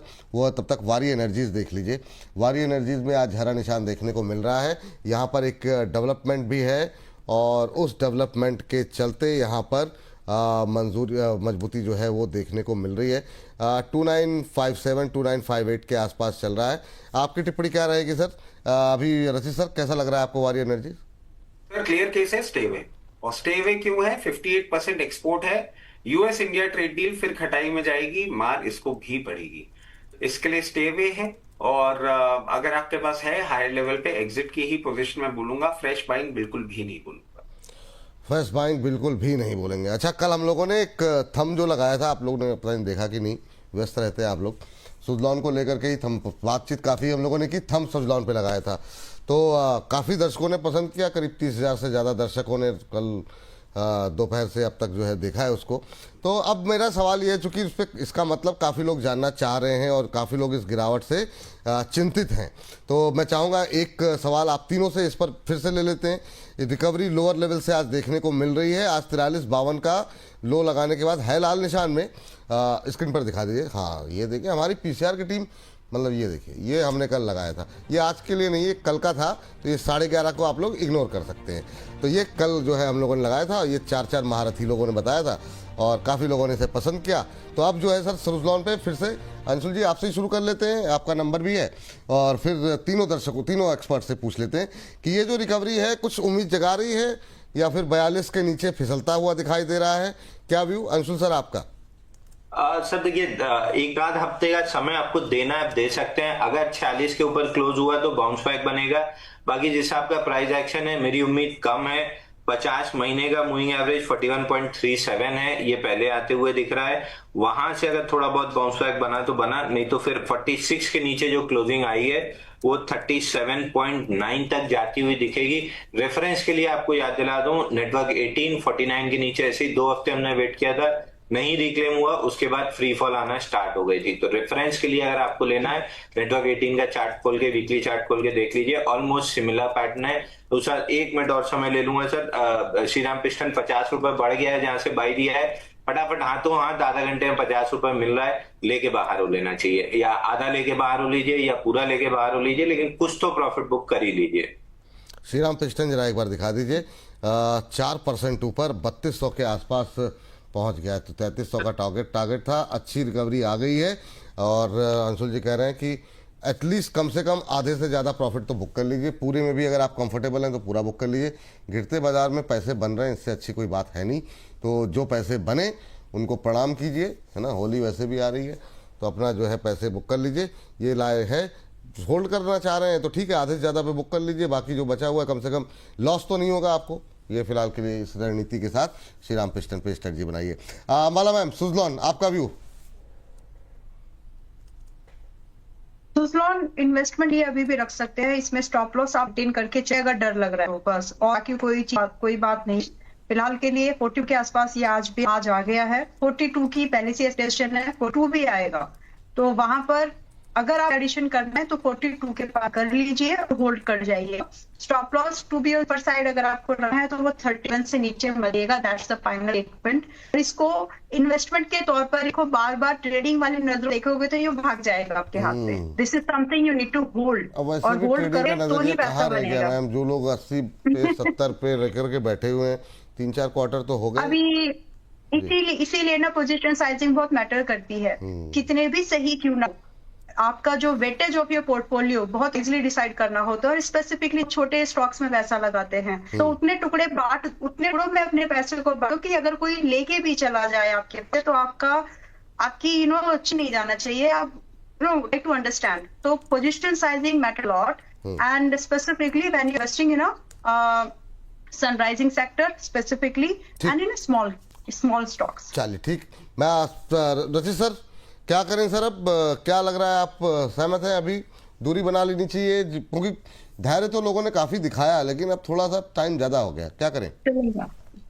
सर देखिए, धैर्य तो बहुत जगह दिखाना पड़ रहा है और अभी और दिखाना भी पड़ेगा। इस मार्केट में जो सिचुएशन बनती हुई दिख रही है, धैर्य आईटी में भी दिखाया है और दिखाना पड़ेगा, डिफेंस में भी दिखा रहे हैं, डिफेंस रिटर्न भी देगा। मैं ये सब बातें एक कनेक्शन क्यों निकाल रहा हूं, क्योंकि आप ये देख लीजिए कि इस पूरे स्पेस में अगर आप कंपेयर करेंगे ना, तो नंबर्स ग्रोइंग होते हुए सबसे लोएस्ट अगर पीई मल्टीपल पे कोई आपको दिख रहा है तो सुजलॉन है। 18 के पीई पे आ गया है इस करेक्शन के बाद। इसके अलावा अगर आप सारे के सारे देखेंगे, एबीबी, सीमेंस, ईजी पावर 100, 120, 78, 80 ये पीई में है। अगर आपको कहीं एक बार्गेन डील मिल रही है, वहां आप धैर्य खो रहे हैं, तो investment is not something that you can do very comfortably. अब नहीं चला है तो देखिए, मार्केट भी उसी तरीके से आपको परफॉर्म करता हुआ दिख रहा है। मेरी वही राय होगी, बने रहना चाहिए। आपको मीडियम टू लॉन्ग टर्म में रिटर्न देगा। 2 सप्लाई पॉइंट्स हैं वो बता रखे हैं, उनको क्रॉस करने के बाद मूवमेंट आएगा। और उसको अगर आपको ऐसा लगता है कि आप इतना लंबा इसमें नहीं रखना चाह रहे हैं, एक रिवर्सल जरूर देगा, ऐसी बात नहीं, खत्म हो जाएगा। 54 और 61 के 2 पॉइंट्स हैं, आप वहां पे निकल जाइएगा। हम लोग उसी रेंज के आसपास अपना कवरेज चालू किए थे और वो रेंज आएगी, आप निकल जाइएगा। अभी यहां से और ज्यादा डाउनसाइड देखिए, मार्केट करेक्ट करेगा तो डेफिनेटली आपको देखने को मिलेगा, क्योंकि मार्केट ने अभी तक कार्नेज दिखाया नहीं है जो हम देख रहे हैं। अगर आप उतने कार्नेज के लिए तैयार हैं तो बने रहें, वरना सेल ऑन राइज करें और निकल सकते हैं। तो सर ये इस थ्योरी पे तो हमको लगभग सारा मतलब पोर्टफोलियो खाली अब कर देना चाहिए। बाजार अगर आप लेवल बता रहे हैं, उस लेवल के बाद तो फिर रिकवरी में भी काफी टाइम लगेगा। तो अभी सर शार्प रिकवरी आएगी, शार्प रिकवरी आएगी, बाइंग की अपॉर्चुनिटी नहीं मिलेगी। और मैं वापस बोल रहा हूं सर, आज मेरी बात बहुत फनी लग रही है, इंडियन ग्रोथ स्टोरी पे फोकस होगा। डिफेंस और रेलवे जो सबसे ज्यादा बीटन डाउन है, आप देखिएगा आने वाले समय में वो क्या करने वाले। ठीक सर, हाँ तो चलिए, डिफेंस, रेलवे ये ऐसे हैं जो कि बाजार में गिरावट के बाद जो रिकवरी आएगी उसमें काफ़ी तेज प्रदर्शन जो है वहाँ पर देखने को मिल सकता है। चलिए डेटा पैटर्न पे बात कर लेते हैं। डेटा पैटर्न पे हम देख रहे हैं कि आज इस गिरते बाजार में तेज़ी दिखा रहा है। डेटा पैटर्न बीच में भी जो है बीच बीच में एक अच्छी रिकवरी आती हुई यहाँ पर दिखाई दी है। सर डेटा पैटर्न देखिए, अंशुल जी आपका नंबर है, ज़रा इस पर बताइए राय क्या आपकी रहेगी डेटा पैटर्न को लेकर के। अच्छा देखिए, क्लियर रिलेटिव स्ट्रेंथ है against the market, against the index. जिस इंडेक्स मतलब जिस सेगमेंट में ये आता है स्मॉल कैप का, क्लियर रिलेटिव स्ट्रेंथ है। लेकिन प्रॉब्लम एक है कि ये 5वां अप वीक है। 5 हफ्ते के कंटिन्यूअस अप वीक में स्टॉक ऑलरेडी 46.83% चल के नेकलाइन अप्रोच कर रहा है। तो यहाँ पे कंसोलिडेशन रहनी चाहिए। 2 दिन से, आज सेकेंड डे इनसाइड बार का है, प्रोबेबली 2-3 हफ्ते यहाँ पे कंसोलिडेट करेगा, उसके बाद जाके कहीं चलेगा। तो मैं बुलिश हूं, लेकिन 5 हफ्ते में 46% चलने के बाद यहां पे बाइंग करना कोई अकलमंदी नहीं है। 2-3 हफ्ते की कंसोलिडेशन हो जाए, मूविंग एवरेज कैचअप हो जाए, उसके बाद जाके कहीं ब्रेकआउट बनता है तो बाई करूंगा। तो एक्टिव वॉच लिस्ट में टॉप प्रायोरिटी पे है, लेकिन इमीडिएट बाई के लिए तैयार नहीं है। इसको 4 से 5 हफ्ते की कंसोलिडेशन की जरूरत है। चलिए, इस बीच वैरागी जी की एक टिप्पणी आई है। अंबाला मैम भी कुछ कहना चाह रही है, लेकिन मैं वैरागी जी की टिप्पणी पढ़ लूँ जरा, अंशुल जी के लिए आई है। कह रहे हैं, अंशुल सर नेटवर्क 18 और सुजलॉन में डिफरेंस है, गर्मी आ रही है, पावर सेक्टर में तेजी आएगी, ईयर एंड गवर्नमेंट से ऑर्डर मिलेगा और समर सीजन में रैली आएगी ही आएगी। चलिए ठीक है, आपके अपने तर्क हैं, तो अपनी अपनी टिप्पणियां लोगों की तरफ से काफ़ी ज़्यादा जो है टिप्पणी आ रही है। सर हाँ, let me clear the cloud. मैं टेक्निकल एनालिस्ट हूं, I would stick to that. इतनी सब कहानी पढ़ना ना मुझे आता है, ना मैं ये सब पढ़ना सीखना चाहता हूं। मैं HEG ग्रेफाइट में 2018 से अच्छे आर्टिकल, अच्छे से अच्छी ऑर्डर बुक, चाइना से रिलेटेड अच्छे से अच्छी कहानियां, सब चीज पढ़ चुका, सारे ब्रोकर की अच्छे से अच्छी रिपोर्ट पढ़ चुका। आज भी ऑल टाइम हाई नहीं बने 2018 के बाद। तो I would stick to my thing. मैं अपने बाइंग क्लाइमेक्स के कॉन्सेप्ट पे चिपका रहूंगा। अच्छे से अच्छी मैंने IPO रिपोर्ट सारे स्टॉक्स की पढ़ ली। वन मोबीक्विक आप हाल देख लीजिए, अब बाकी स्टॉक्स का स्विगी के आप हाल देख लीजिए। तो अच्छे से अच्छी कहानी, अच्छे से अच्छी रिपोर्ट मैंने पढ़ ली, लेकिन तरीका आईपीओ ट्रेड करने का नहीं बदला। हजारों स्टॉक्स को ट्रेड करके अगर एक तरीका निकला है और वो इंटरनेशनल बेस्ट सेलिंग बुक है जिसमें आईपीओ को ट्रेड करने का तरीका दिया हुआ है कि 3 से 5 दिन पॉजिटिव लिस्टिंग होल्ड करनी है, उसके बाद बेच देना है, नेगेटिव लिस्टिंग तुरंत निकल जाना है, उसके बाद आईपीओ बेस बनने तक रुकना है। पीआईजीएल में 15 साल लग गए थे आईपीओ बेस बनाने में, तो 15 साल में हजारों उसको ऑर्डर मिले, फलाना ठिकाना सब हुआ। डिफेंस में पिछले उसमें आपके इंटरिम बजट के बाद से 50 ऑर्डर रेलवे डिफेंस को मिल चुके, स्टॉक 30% नीचे है अपने ऑल टाइम हाई से। तो अगर बाइंग क्लाइमेक्स का कॉन्सेप्ट है, उसके बाद अगर 100 में से 95 स्टॉक में ऐसा होता है कि 50 से 80% गिरते हैं, उसमें बीएससी इकलौता अलग निकल गया, दूसरा एसएमएल महिंद्रा अलग निकल गया, तो उसमें कोई दिक्कत की बात नहीं है। मेरे को कोई ईगो नहीं है कि मैं गलत हो गया तो मैं अपने व्यू से चिपका रहा हूं। मैंने मल्टीपल टाइम बोला, I been horribly wrong in BSC, I am be horrible wrong in SML Mahindra. आप बीएससी पे जब भी सवाल बोलते हैं मैं लास्ट में जोड़ ही देता हूं ना, एक बार किसी और से चेक करा लीजिएगा, मुझे बाइंग क्लाइमेक्स दिखता है मैं उसमें 2 बार 3 बार गलत हो चुका हूं। तो मेरे कॉन्सेप्ट हैं जो मैंने पढ़े हैं, जो मार्केट में प्रूवन है, जो 60-70% सही है। तो कहानी अपनी जगह, अगर कहानी चार्ट से मैच नहीं कर रही है तो फिर चार्ट के साथ जाइए, कहानी चार्ट के साथ मैच कर रही है तो चार्ट के साथ जाइए। इन ऑल केसेस चार्ट के साथ जाइए, कहानी सपोर्ट कर सकती है, बट अगर चार्ट में बाइंग नहीं दिख रही है तो ईगो मत पालिए, निकलिए, कहीं और घुस जाइए। ठीक। हमारा आप कुछ ऐड करना चाह रहे थे और रचित सर भी कुछ ऐड करना चाह रहे थे, दोनों लोग एक छोटी छोटी टिप्पणी। सर नैटको फार्मा 930 रुपए में बाई कॉल दी थी, 942.95 का हाई मार दिया है। मार्केट्स बहुत अच्छा कार्नेज दिखा रहे हैं, अगर नहीं कंफर्टेबल हो तो बुक कर लें, और अगर कंफर्टेबल हैं तो एक सिंपल कंसेप्ट रहेगा, बाइंग प्राइस का स्टॉप लॉस लगा दीजिए, ताकि जिस तरीके से मार्केट लुढ़क रहा है, अगर लुढ़का तो रेट टू रेट निकल जाएगी। ठीक है, हाँ, लॉस ना हो तो जिस लेवल पे आपने लिया हुआ है उसी लेवल का स्टॉप लॉस लगाइए कि भाई उससे नीचे जो है आप नुकसान यहाँ पर ना बुक करें। 5.5% की तेज़ी हो गई है, टारगेट जरूर 968 का है, लेकिन बाजार की स्थिति को देखते हुए रचित जी की सलाह है कि समय रहते अपना मुनाफा जो है वो आप बुक कर लें, वो ज़्यादा बेहतर रहेगा आपके लिए। और स्टॉप लॉस को थोड़ा बढ़ा करके अपने बाइंग प्राइस पे कर लीजिए। 1% के आसपास की गिरावट अब आती हुई 25,466 का लेवल देखने को मिल रहा है। उफ, दबाव बढ़ता हुआ यहाँ पर अब बाजार के अंदर आता हुआ यहाँ पर दिखाई दे रहा है। अम्बाला मैम, आप क्या कर रही थी? जी मैम। मैनकाइंड फार्मा इन्वेस्टमेंट के लिए बहुत अच्छा है अभी भी, और ट्रेड के लिए भी। And pharmaceutical sector is something जहाँ पर कंपनी का ठीक है तो डिफेंसिव नेचर होने की वजह से, एंड स्पेसिफिकली अभी तो बहुत स्टॉक बॉटम बाइंग पर भी है कुछ, उसमें से मैनकाइंड फार्मा एक है। तो अभी 2050-55 इस रेंज के पास में है मैनकाइंड फार्मा। डिस्क्लोजर ये है ऑलरेडी हमारे मेंबर्स के पास 2000 से लेकर के 2030 की रेंज में ऑलरेडी ये बाय है, बहुत बॉटम बाइंग अपॉर्चुनिटी है। 1830 रुपए का स्टॉप लॉस मेंटेन करके 2300-2450 पॉसिबल टारगेट्स है, जो कि हमको 1 से 2 महीने के अंदर दिख जाने चाहिए। तो आप इसको ट्रेड के तौर पर भी लेके चल सकते हैं। 2300 और क्या दूसरा क्या? 2450, 2450। 2450, ठीक है। 2300, 2450 मुझे लगा कि इतनी तो अंग्रेजी समझ लेते हैं कि मतलब 2450, 2450। चलिए, 2055 के आसपास अभी चल रहा है। मैम ने कहा है एक और बात है, इसको अगर किसी को मार्च सीरीज में 2000 की कॉल ऑप्शन भी बाय करनी है, वो भी बढ़िया बेट है। अभी 100-110 की रेंज में मिलेगी, कम से कम 150 से लेकर के 250 का टारगेट है जो हिट हो जाना चाहिए, और स्टॉप लॉस सिर्फ 50 रुपए का मेंटेन करना है। तो कॉल ऑप्शन भी अच्छा है इसका। यहाँ का कॉल ऑप्शन भी आप ले कर सकते हैं, 2000 की कॉल ले सकते हैं मार्च सीरीज की। 2055 के आसपास चल रहा है, टारगेट रखें 2300, 2450, 2300, 2450, ये टारगेट यहाँ पर निकल करके आए हैं। और स्टॉप लॉस जो आपको सजेस्ट किया गया है वो है 1830, 1830 रुपए का स्टॉप लॉस लगाइए। 2300 पहला टारगेट, 2450 दूसरा टारगेट।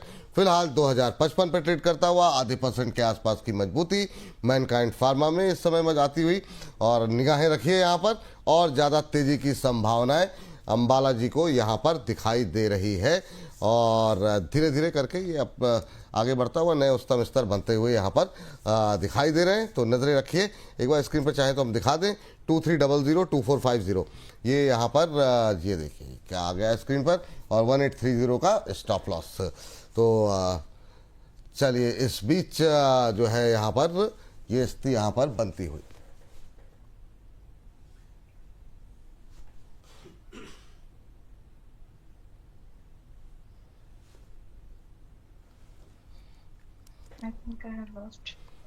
चलिए, तो ये बात यहाँ पर है।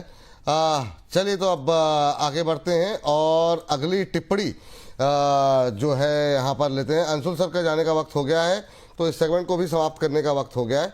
और इस बीच जो है एक टिप्पणी सुनील प्रसाद जी की आई है। कह रहे हैं ऊपर जाने की बात छोड़ो, ऊपर जाने की बात छोड़ो, गिरना ही अब शान है, क्या करूं यार, पोर्टफोलियो का रंग ही अब लाल है। वाह वाह वाह, बहुत शानदार।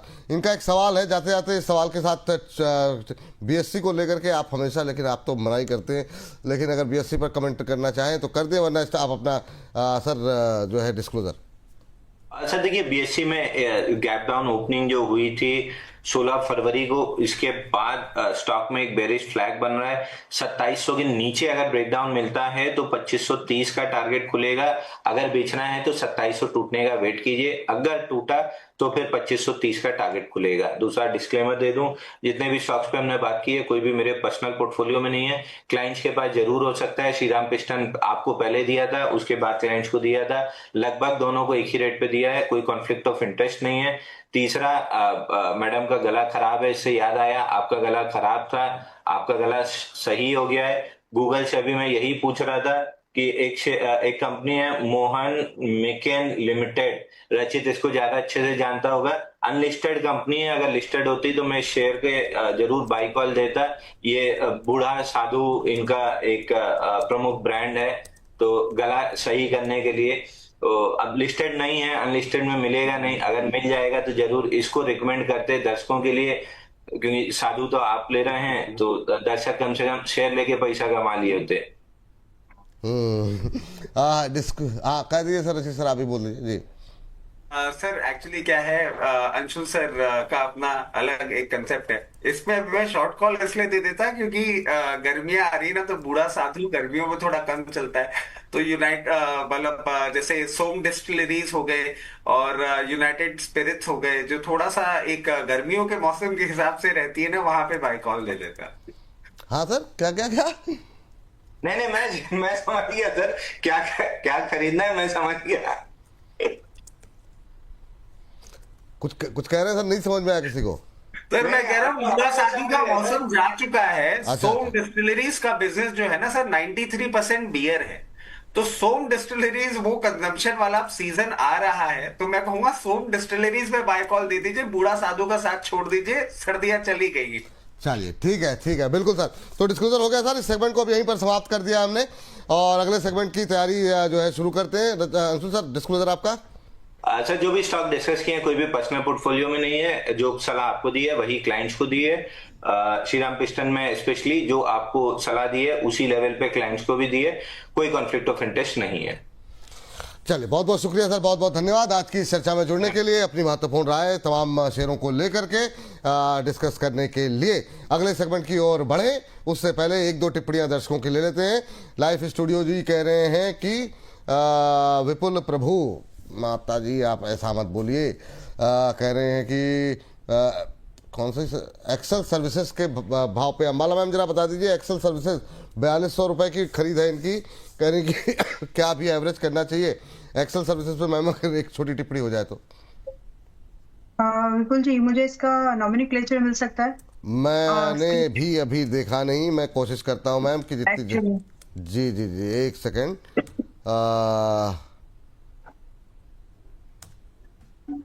अभी मिला नहीं, जैसे मिलता है मैं आपको मैम बताता हूँ। तब तक मिसेस बेक्टर फूड पे रचित सर आप देख लीजिए कि क्या स्थिति है, फिर जो है अगला सेगमेंट शुरू किया जाए।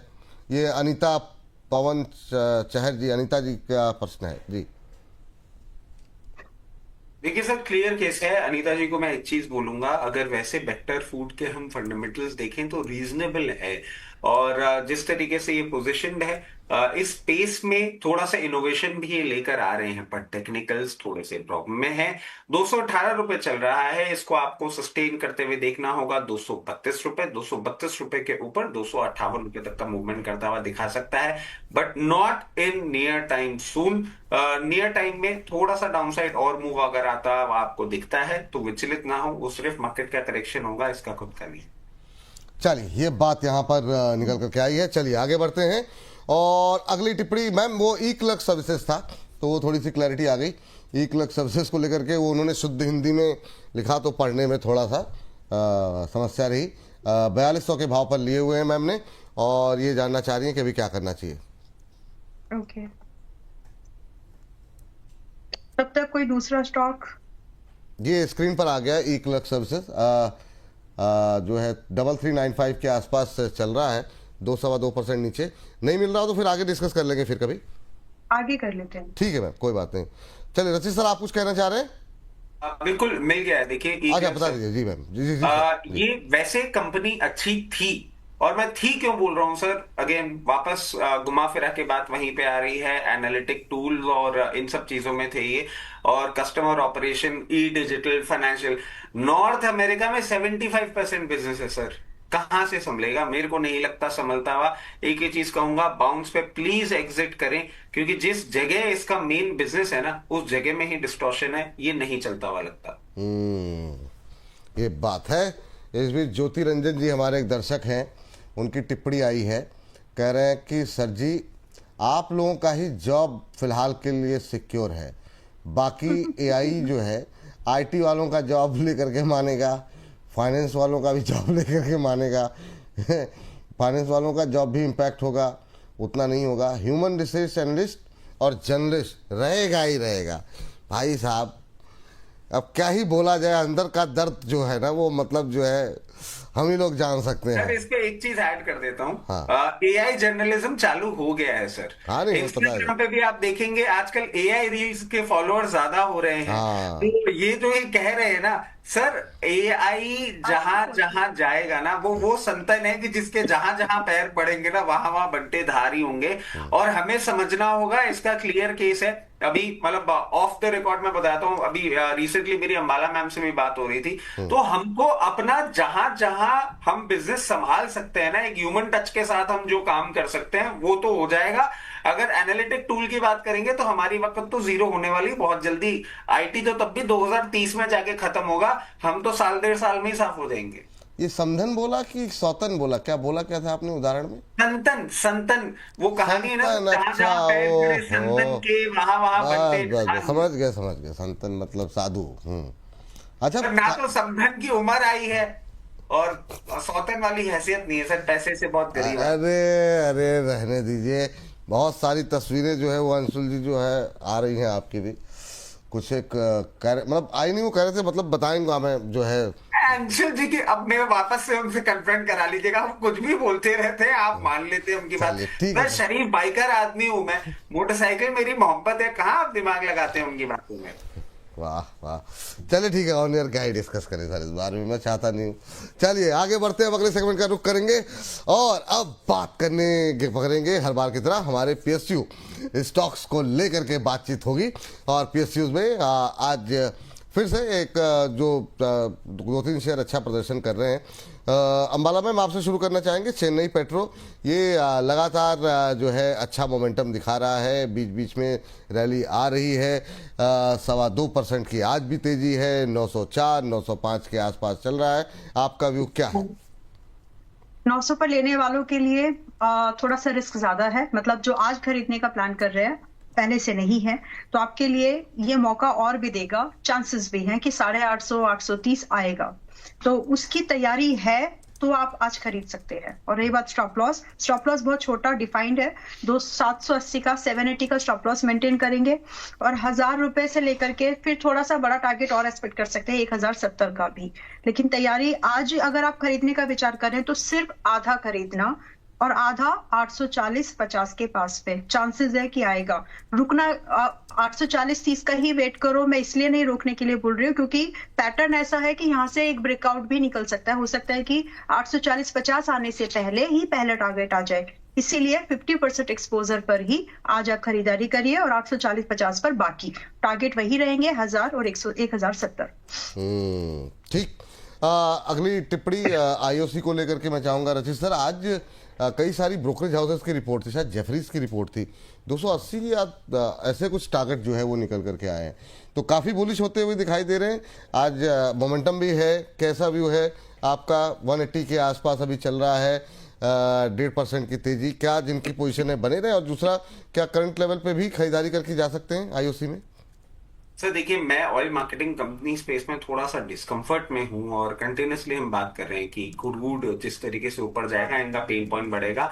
आईओसी का अपसाइड जरूर आपको सर अभी बहता हुआ दिख सकता है। जिस तरीके से पोजीशन है 280 तो थोड़ा दूर हो गया, बट हाँ 198 लेवल्स आपको बहुत कंफर्टेबली दिखाएगा। फ्रेश पोजीशन एडवाइस करने की हिम्मत नहीं जुटा पा रहा हूं, बट जिनके पास है उनको मैं एक चीज कहूंगा, 168 के स्टॉप लॉस के साथ अपनी पोजीशन बनाए रखें। ये बात निकल करके आई है आईओसी को लेकर के। ओएमसीज में मैम आपका मतलब जब डिस्कस कर रहे हैं तो थोड़ा सा और आगे बढ़ जाते हैं। बीपीसीएल देख लीजिए, कुछ संभावनाएं हैं क्या? और तब तक सर आप एमआरपीएल देखिए। एमआरपीएल में भी हमने छोटे शेयरों में भी बातचीत की थी रचित सर, एमआरपीएल को लेकर के अभी कैसा लग रहा है? 200 के नज़दीक पहुंचता हुआ, लेकिन पहले मैम जरा एक और ओएमसी बीपीसीएल पे आपकी राय है तो होल्ड कर जाइए, नहीं है तो 350 का वेट करिए खरीदने के लिए। टारगेट की एक्सपेक्टेशन बोथ द केसेस आपको सस्ता मिले या करंट प्राइस पर आप वो खरीद सकते हैं, वैसे करंट प्राइस पर भी टू बी स्पेसिफिक। यहाँ से जो टारगेट है वो 390 का है और 415 का दूसरा टारगेट है। तो इस टारगेट के लिए आप प्लानिंग कर सकते हैं, इसमें आया जा सकता है। अभी बिल्कुल इन्वेस्टमेंट के पॉइंट ऑफ व्यू से खरीदना है तो मेरा सजेशन यही होगा कि 355 का वेट करिए। लेकिन अगर सिर्फ स्विंग ट्रेड कर रहे हैं तो इमीडिएट सपोर्ट इसका 360 रुपए का है। टारगेट अगर आप 390 का पहला चेस कर रहे हो तो सिर्फ 360 रुपए का ही स्टॉप लॉस मेंटेन करिएगा। अभी 374 पर ये है तो फ्रेश लॉन्ग कर सकते हैं। 360 stop loss, 390, 415 are the targets. चलिए, ये बात है यहाँ पर। और चलिए, तो ये बात निकल के आई है सर। एमआरपीएल पे आपकी बात जी, कुछ कह रहे हैं सर, मुस्कुरा रहे हैं? एमआरपीएल के अलावा क्या हुआ है कि जैसा कि मैं आपको बोलता हूं कि आपके और मेरी वार्ता देखने के लिए बहुत लोग सर अभी 15-16 व्हाट्सएप में आपको स्क्रीनशॉट शेयर करके भेजूंगा, मेरे पास आ गए हैं कि तुम लाल टाई छोड़ नहीं रहे हो, आज तुम्हारे घर से सारी लाल टाई उठा के लेके चले जाएंगे। और उन्हीं सबको मैं रिप्लाई किए जा रहा हूँ। बोले इतनी बार विपुल सर ने समझा दिया तब भी तुम्हारी लाल टाई छूट नहीं रही है। ये बात तो सही है, मतलब आप भी, लेकिन एक बात तो है, मतलब इस मामले में तो आपने भी जिद पकड़ करके रखी हुई है, जब तक तोड़ूंगा नहीं तब तक छोड़ूंगा नहीं। अरे भाई ठीक है? कुछ काम जनहित में भी करने चाहिए भाई साहब। सर जनहित में ही कर रहा हूं मैं आपको बोल रहा हूं सर, जो लेवल में देख रहा हूं ना वो लेवल में अगर हमारे बोनस परिवार के दर्शक ओवर लीवरेज रह गए ना सर, कैपिटल एरोड हो जाएगा, पोर्टफोलियो खाली हो जाएगा। ये कोई समझ नहीं रहे। और मैं आपको बता रहा हूं सर, ये तेजी की बातें बोलना करना बड़ा आसान हो जाता है। नंबर्स देखिए, कुछ सपोर्ट नहीं कर रहे। डीआईआईस खुद बे पे बैठ गए, एफआईआईस के पता नहीं दिमाग में क्या चल रहा है, वो क्या कर रहे हैं। बट जब मार्केट ऊपर हो रहा था, डीआई बेच रहे थे तब आप कह रहे थे डीआईआईस को ज्यादा समझ है, वो एफआईआईस आ नहीं रहे, इसी वजह से ये इशू है, ये प्रॉब्लम है, ये प्रॉब्लम है। अब बेचारे एफआईआईस खरीदने लगे तो हमारे डीआईआईस वो बहुत छोटा खरीद रहे हैं ना सर, वो सिर्फ फेस सेविंग कर रहे हैं। मैं आपको बता रहा हूँ अभी भी एफआईआईस पूरी तरीके से लौटे नहीं है। और डीआईआईएस जो बे पे बैठ गए ना सर हर करेक्शन पे, वो एक डराने वाली बात है। कहीं तो प्रॉफिट बुक करेंगे सर, मतलब उन्होंने पूरे साल खरीदा है भाई, उनको भी तो रिटर्न दिखाने हैं लोग। मतलब सर लेवल बच्चे भी तो सही बेच क्या रहे हैं, ये समझ में भी तो आए। प्रॉब्लम ये है बैंकिंग में, आप देखिए सब तेजी में बैठे हुए हैं। अगर वो बैंकिंग में निकल रहे हैं तो हमारी बैंकिंग वाली बात सही हो जाएगी। डिफेंस रेलवे इतना पिटा हुआ है कि इसमें बेचने के लिए कुछ बचा नहीं है।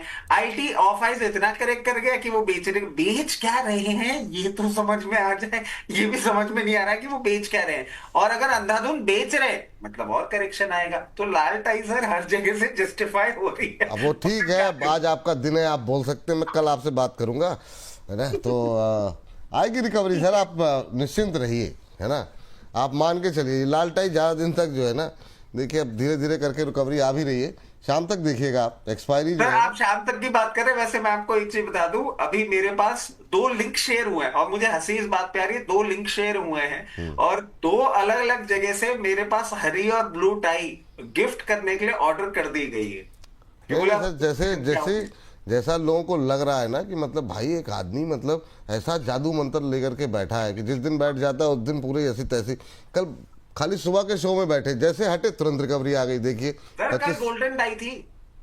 टाई कल तो नहीं golden- भाई, जिस आदमी का प्रभाव ही इतना ज्यादा हो गया, टाई भाई क्या भाई, टाई तो दूसरा हो गया है ना, व्यक्ति स्वयं मौजूद है, उसका भी तो मतलब कुछ तो असर रहेगा प्रभु। चलिए तो एमआरपीएल सर रहेगा जी। Just four lines, only 4 lines. हाँ बताइए। ट्रेंड से लड़ना बहादुरी नहीं है, वाह। रिस्क मैनेजमेंट करना समझदारी है। ट्रेंड से लड़ना बहादुरी नहीं है, रिस्क मैनेजमेंट करना समझदारी है। मार्केट किसी की दुश्मन नहीं, बस उसे लापरवाही से ही तो थोड़ी सी चिढ़ है। वाह वाह वाह वाह, बहुत शानदार, बहुत शानदार। तो सारी बातें पे जितने भी लोग अपने पोर्टफोलियो को लेकर के परेशान है ना, तो कहीं ना कहीं कुछ तो ऐसा हो गया उनसे, क्योंकि जबरदस्ती तो कोई मेरे पॉकेट से या मेरे पोर्टफोलियो से कोई पैसा ले नहीं सकता अगर मैंने उसको एक स्टॉप लॉस देख करके रखा है। सो ठीक है, बट इन एंड ऑल थोड़े समय की टाइम करेक्शन है। अगर आपका ओवरऑल मार्केट थोड़ा सा वीकनेस रहेगा तो स्टॉक्स पर असर, हाई बीटा स्टॉक हुआ तो स्टॉक पर 2x या 3x भी असर हो सकता है, तो उसकी तैयारी रखिए। निफ्टी में 5% से ज्यादा की गिरावट करंट प्राइस से नहीं लगती। आपका स्टॉक अब देख लो कितना बीटा है, 2 बीटा है कि 3 है या 4 है, उसके हिसाब से मल्टीप्लाई कर सकते हैं आप। तो इतना ही बस। चलिए एमआरपीएल पे बात कर लेते हैं रजित सर। सर एमआरपीएल देखिए जिस तरीके से पोजीशन में है अभी और फर्दर अपसाइड ही दिखा रहा है। हम पहले भी बात किए थे कि 198 का लेवल ब्रीच करेगा तो 224, तो सर बहुत क्लियर केस दिख रहा है। 224 लेवल्स आपको दिखाता हुआ, और 224 पे हम एक बार रिकंसिडर करेंगे कि आपको क्या करना चाहिए। जिन लोगों ने छोटा शेयर ऊंचे छलांग देख के इसमें पोजीशन बना रखी है, पोजीशन बिल्कुल बनाए रखें। स्टॉप लॉस थोड़ा सा दूर दिख रहा है, पहले भी हमने कहा था स्टॉप लॉस दूर है, अभी भी यही कहेंगे। 172 का क्लोजिंग बेसिस स्टॉप लॉस है, उसके ऊपर जब तक मेंटेन कर रहा है कोई भी परेशानी वाली बात है ही नहीं। ठीक। अच्छा, पीएसयू की थीम पे बात कर रहे हैं, एक और एक आध मतलब स्टॉक्स बैंक के ना डिस्कस हो तो फिर थोड़ा सा बेमानी हो जाएगा। एक और शेयर जो कि हमारे छोटे शेयर का हिस्सा रहा है अंबाला मैम, छोटे शेयर ऊंची छलांग का, वो है यूनियन बैंक। इस बार भी हम लोगों ने शनिवार को इस पर काफ़ी डिटेल में बातचीत की थी। 200 रुपये का लेवल क्रॉस कर दिया, आज भी 1.5% ऊपर है। यूनियन बैंक पे बताइए क्या व्यू रहेगा। इंट्राडे हाई पे ट्रेड करता हुआ इस समय 200 रुपये 95 पैसे का 52 वीक हाई टेस्ट किया आज, तो अब नए उच्चतम स्तर बनते हुए यहाँ पर दिखाई दे रहे हैं। और ज़्यादा अपसाइड की संभावना है क्या, नई खरीदारी की जा सकती है? खरीदारी तो मत करिए, जो है बस उतना ही होल्ड करके रख सकते हैं। पीएसयू में कुछ नया खरीदने लायक आज भी 2 बैंक है मेरी नजर में, तो वन इज पीएनबी, महंगा है लेकिन उससे भी अच्छा है सेंट्रल बैंक। तो अगर एक ही चूज करना है तो सेंट्रल बैंक आज भी सस्ता है। अगर आपको यही वाला मूवमेंट जो पीएनबी, एसबीआई, यूको, ये इन सब बैंक्स में हुआ है, तो फिलहाल नई खरीदने की सलाह मैं नहीं दे पाऊंगी, क्योंकि अपसाइड लिमिटेड हो गई है, अभी सिर्फ 20 पॉइंट की लगती है। और डाउनसाइड की अगर आप बात करें तो एनीवेज कभी भी 20 से 25 पॉइंट कभी भी टूट सकता है। So this is not the wise to enter fresh capital in this. बाकी आप सेंट्रल बैंक जरूर देख सकते हैं, वो अभी भी ठीक है, महंगा अभी भी नहीं हुआ है, पूरा मूवमेंट बाकी है उसमें। इस पे क्या टारगेट दे रही मैम आप सेंट्रल बैंक पे? अभी तो रचित सर ने दिया था ना 44 का टारगेट, नहीं अंशुल जी ने? मैंने दिया था सर, मैम ने। 44। अच्छा, आपने दिया 44 का? 40 एंड 44, मतलब बहुत सारे लोगों के लिए 40 का आज टारगेट आएगा, तो उनको पहले 40 तो ऑलमोस्ट है ही, 39-60 पे चल रहा है, तो बोनस परिवार ने इसको 36-37 पर भी खरीदा है। बिल्कुल तो बिल्कुल। यस, तो फिलहाल के लिए यूनियन बैंक की अगर उसका तो 44 हो गया कि सेंट्रल बैंक में 44 का वेट करना है आधे एक्सपोजर पर। बाकी यूनियन बैंक अभी फ्रेश नहीं करना है, जिसके पास है वो 210 और 220 का वेट जरूर कर सकते हैं, बट मेक श्योर ट्रेलिंग कर लेंगे अभी आप 190 पर। अच्छा ठीक है, ये बात यहाँ पर निकल के आई है सर। एक चूंकि सेंट्रल बैंक की बात हो रही है, बाकी बैंकों की बात हो रही है, एक और छोटा बैंक में मैं आपसे बार बार पूछ रहा हूँ, आप उतने बुलिश थे नहीं, पर अब रिकवरी आ रही है सर यूको बैंक में। क्या देखिए जरा, क्या करना चाहिए और क्या यहाँ पर कोई पोजीशन बनाई जा सकती है क्या यूको बैंक में? क्योंकि अब बैंक बचे नहीं है, मतलब अच्छे अच्छे बैंकों में सब में रैली आती हुई दिखाई दी है। आज ये 3-3.25% ऊपर है, तो क्या करें सर 30 रुपए के आसपास? सर देखिए अभी भी मैं एक ही चीज बोलूंगा कि ये जो छोटे बैंक है ना, इनमें आप ज्यादा मोमेंटम नहीं एक्सपेक्ट कर सकते हैं। मतलब आज अगर आप इसका रेशियो निकालना चाहे ना, तो मैं बोलता हूं हम 760 पे स्टेट बैंक पे प्लस थे, तो 1 0 हटा दीजिए, 76 रुपए था। साइज उस तरीके से होता है ना। यूको बैंक एक टेक ओवर कैंडिडेट है सर, इसका ब्रांच पेनिट्रेशन और बिजनेस इतना ज्यादा इंस्पायरिंग है नहीं, बट हाँ वो होता है ना कि जैसे पॉजिटिव भी लेते हैं कि गेहूं के साथ गुण भी पिसता है, वैसे ही अरे नहीं नहीं, नेगेटिव भी जैसे लेते इसका हैं, वैसे ही 52 की खाई 39 रुपए 40 रुपए के आसपास है, तो 10 रुपए नहीं बहुत जाता है। सर। हाँ, नहीं जाता सर, नहीं नहीं जाता, जाता, मुझे ठीक। नहीं लगता। मेरे को लगता है कि 31 रुपए 60 पैसे क्रॉस कर लेगा, उसी में सांसें फूल जाएंगी। 32 रुपए तक मैक्सिमम है सर, उससे ज्यादा दिखता नहीं है, क्योंकि मैं बार बार एक ही चीज बोल रहा हूँ सर, बैंक निफ्टी में भी करेक्शन आएगा। ठीक, यस। चलिए ठीक है सर, मतलब मैं ये तो नहीं कहूंगा आपके मुंह में घी शक्कर, लेकिन ठीक है ना? सॉरी। इसके लिए अच्छा तो ठीक मैं है, माफी तो चाहूंगा। Power grid ma'am, power grid, इसके लिए तो भाई सर एक छोटा सा सजेशन है सर, हाँ, एक हरी छोटा सा मिर्ची बोल सजेशन सकता हूँ, है। हरी मिर्च, मैं- लाल मिर्च जी। नहीं नहीं, मैं सर एक छोटा सा नींबू मिर्ची। सजेशन है, एक छोटा सा सजेशन है सर। मैं अपना बैंक अकाउंट डिटेल आपके साथ शेयर कर दूंगा। पूरा का पूरा जो बोनस परिवार है और बोनस के जितने भी हमारे प्रोडक्शन के लोग हैं, वो थोड़े से पैसे इकट्ठे कर लें, मुझे 15 दिन की छुट्टी स्पॉन्सर कर दीजिए, मार्केट अपने आप ऊपर चला जाएगा। बहुत शानदार, बहुत शानदार। मैम, पावर ग्रिड 304 रुपए अभी चल रहा है, क्या करना चाहिए? अच्छा ठीक है, पावर ग्रिड पे देख लेंगे, बट यूको बैंक में एक टेक्निकल ट्रेड है, हाँ, तो वही। अगर कोई करना चाहे तो कर सकते हैं। मतलब रचित जी ने जो बोला है कि 31-32 के पास तक ये जा सकता है, तो वही पॉसिबिलिटीज है। If someone wants to try 29.80 के आसपास ये अभी है, एक फ्रेश लॉक बनता है, और ज्यादा लॉस मत लीजिए। जो इंट्राडे का इसका लो बना हुआ है, 28 रुपए का स्टॉप लॉस रखिए, थोड़ा शॉर्ट सेपर हो जाइए। बट यहाँ से 31 रुपए 10 पैसे का पहला टारगेट, और लगभग 32 रुपए के 2 टारगेट आपको दिख जाएंगे।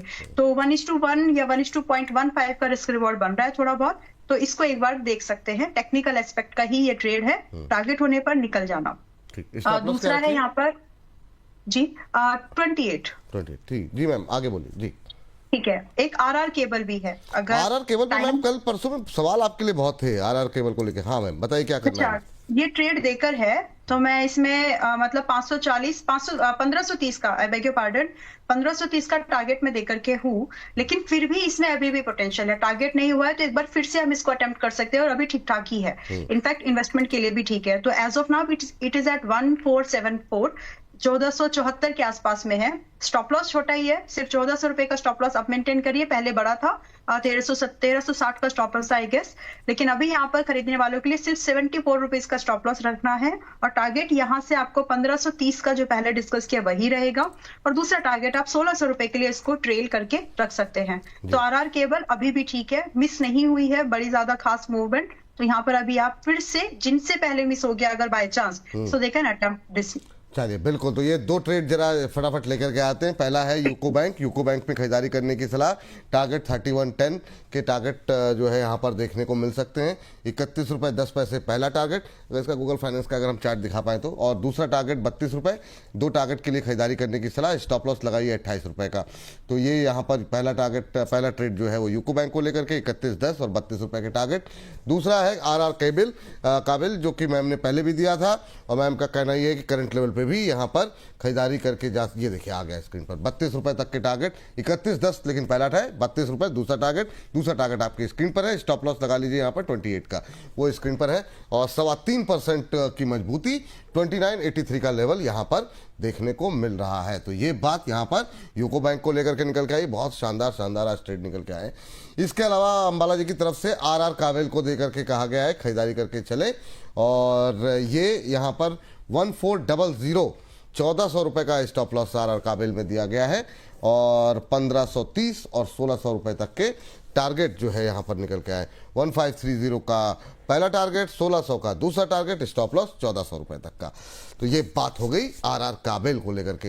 नोट डाउन कर लीजिए सारे लेवल्स, और इसको आगे जरूरत पड़ेगी तो हम आगे भी रिविजिट कर लेंगे 1 बजे में भी। आज तो हमारे दोनों विशेष मेहमान रहेंगे। चलिए आगे बढ़ते हैं और अगली टिप्पणी लेते हैं। सर जीआरएससी डिफेंस, क्या अब ये स्टोरी ठंडी पड़ गई, खत्म हो गई अभी के लिए, या फिर 1-2 साल का नजरिया लेकर के छोड़ दें?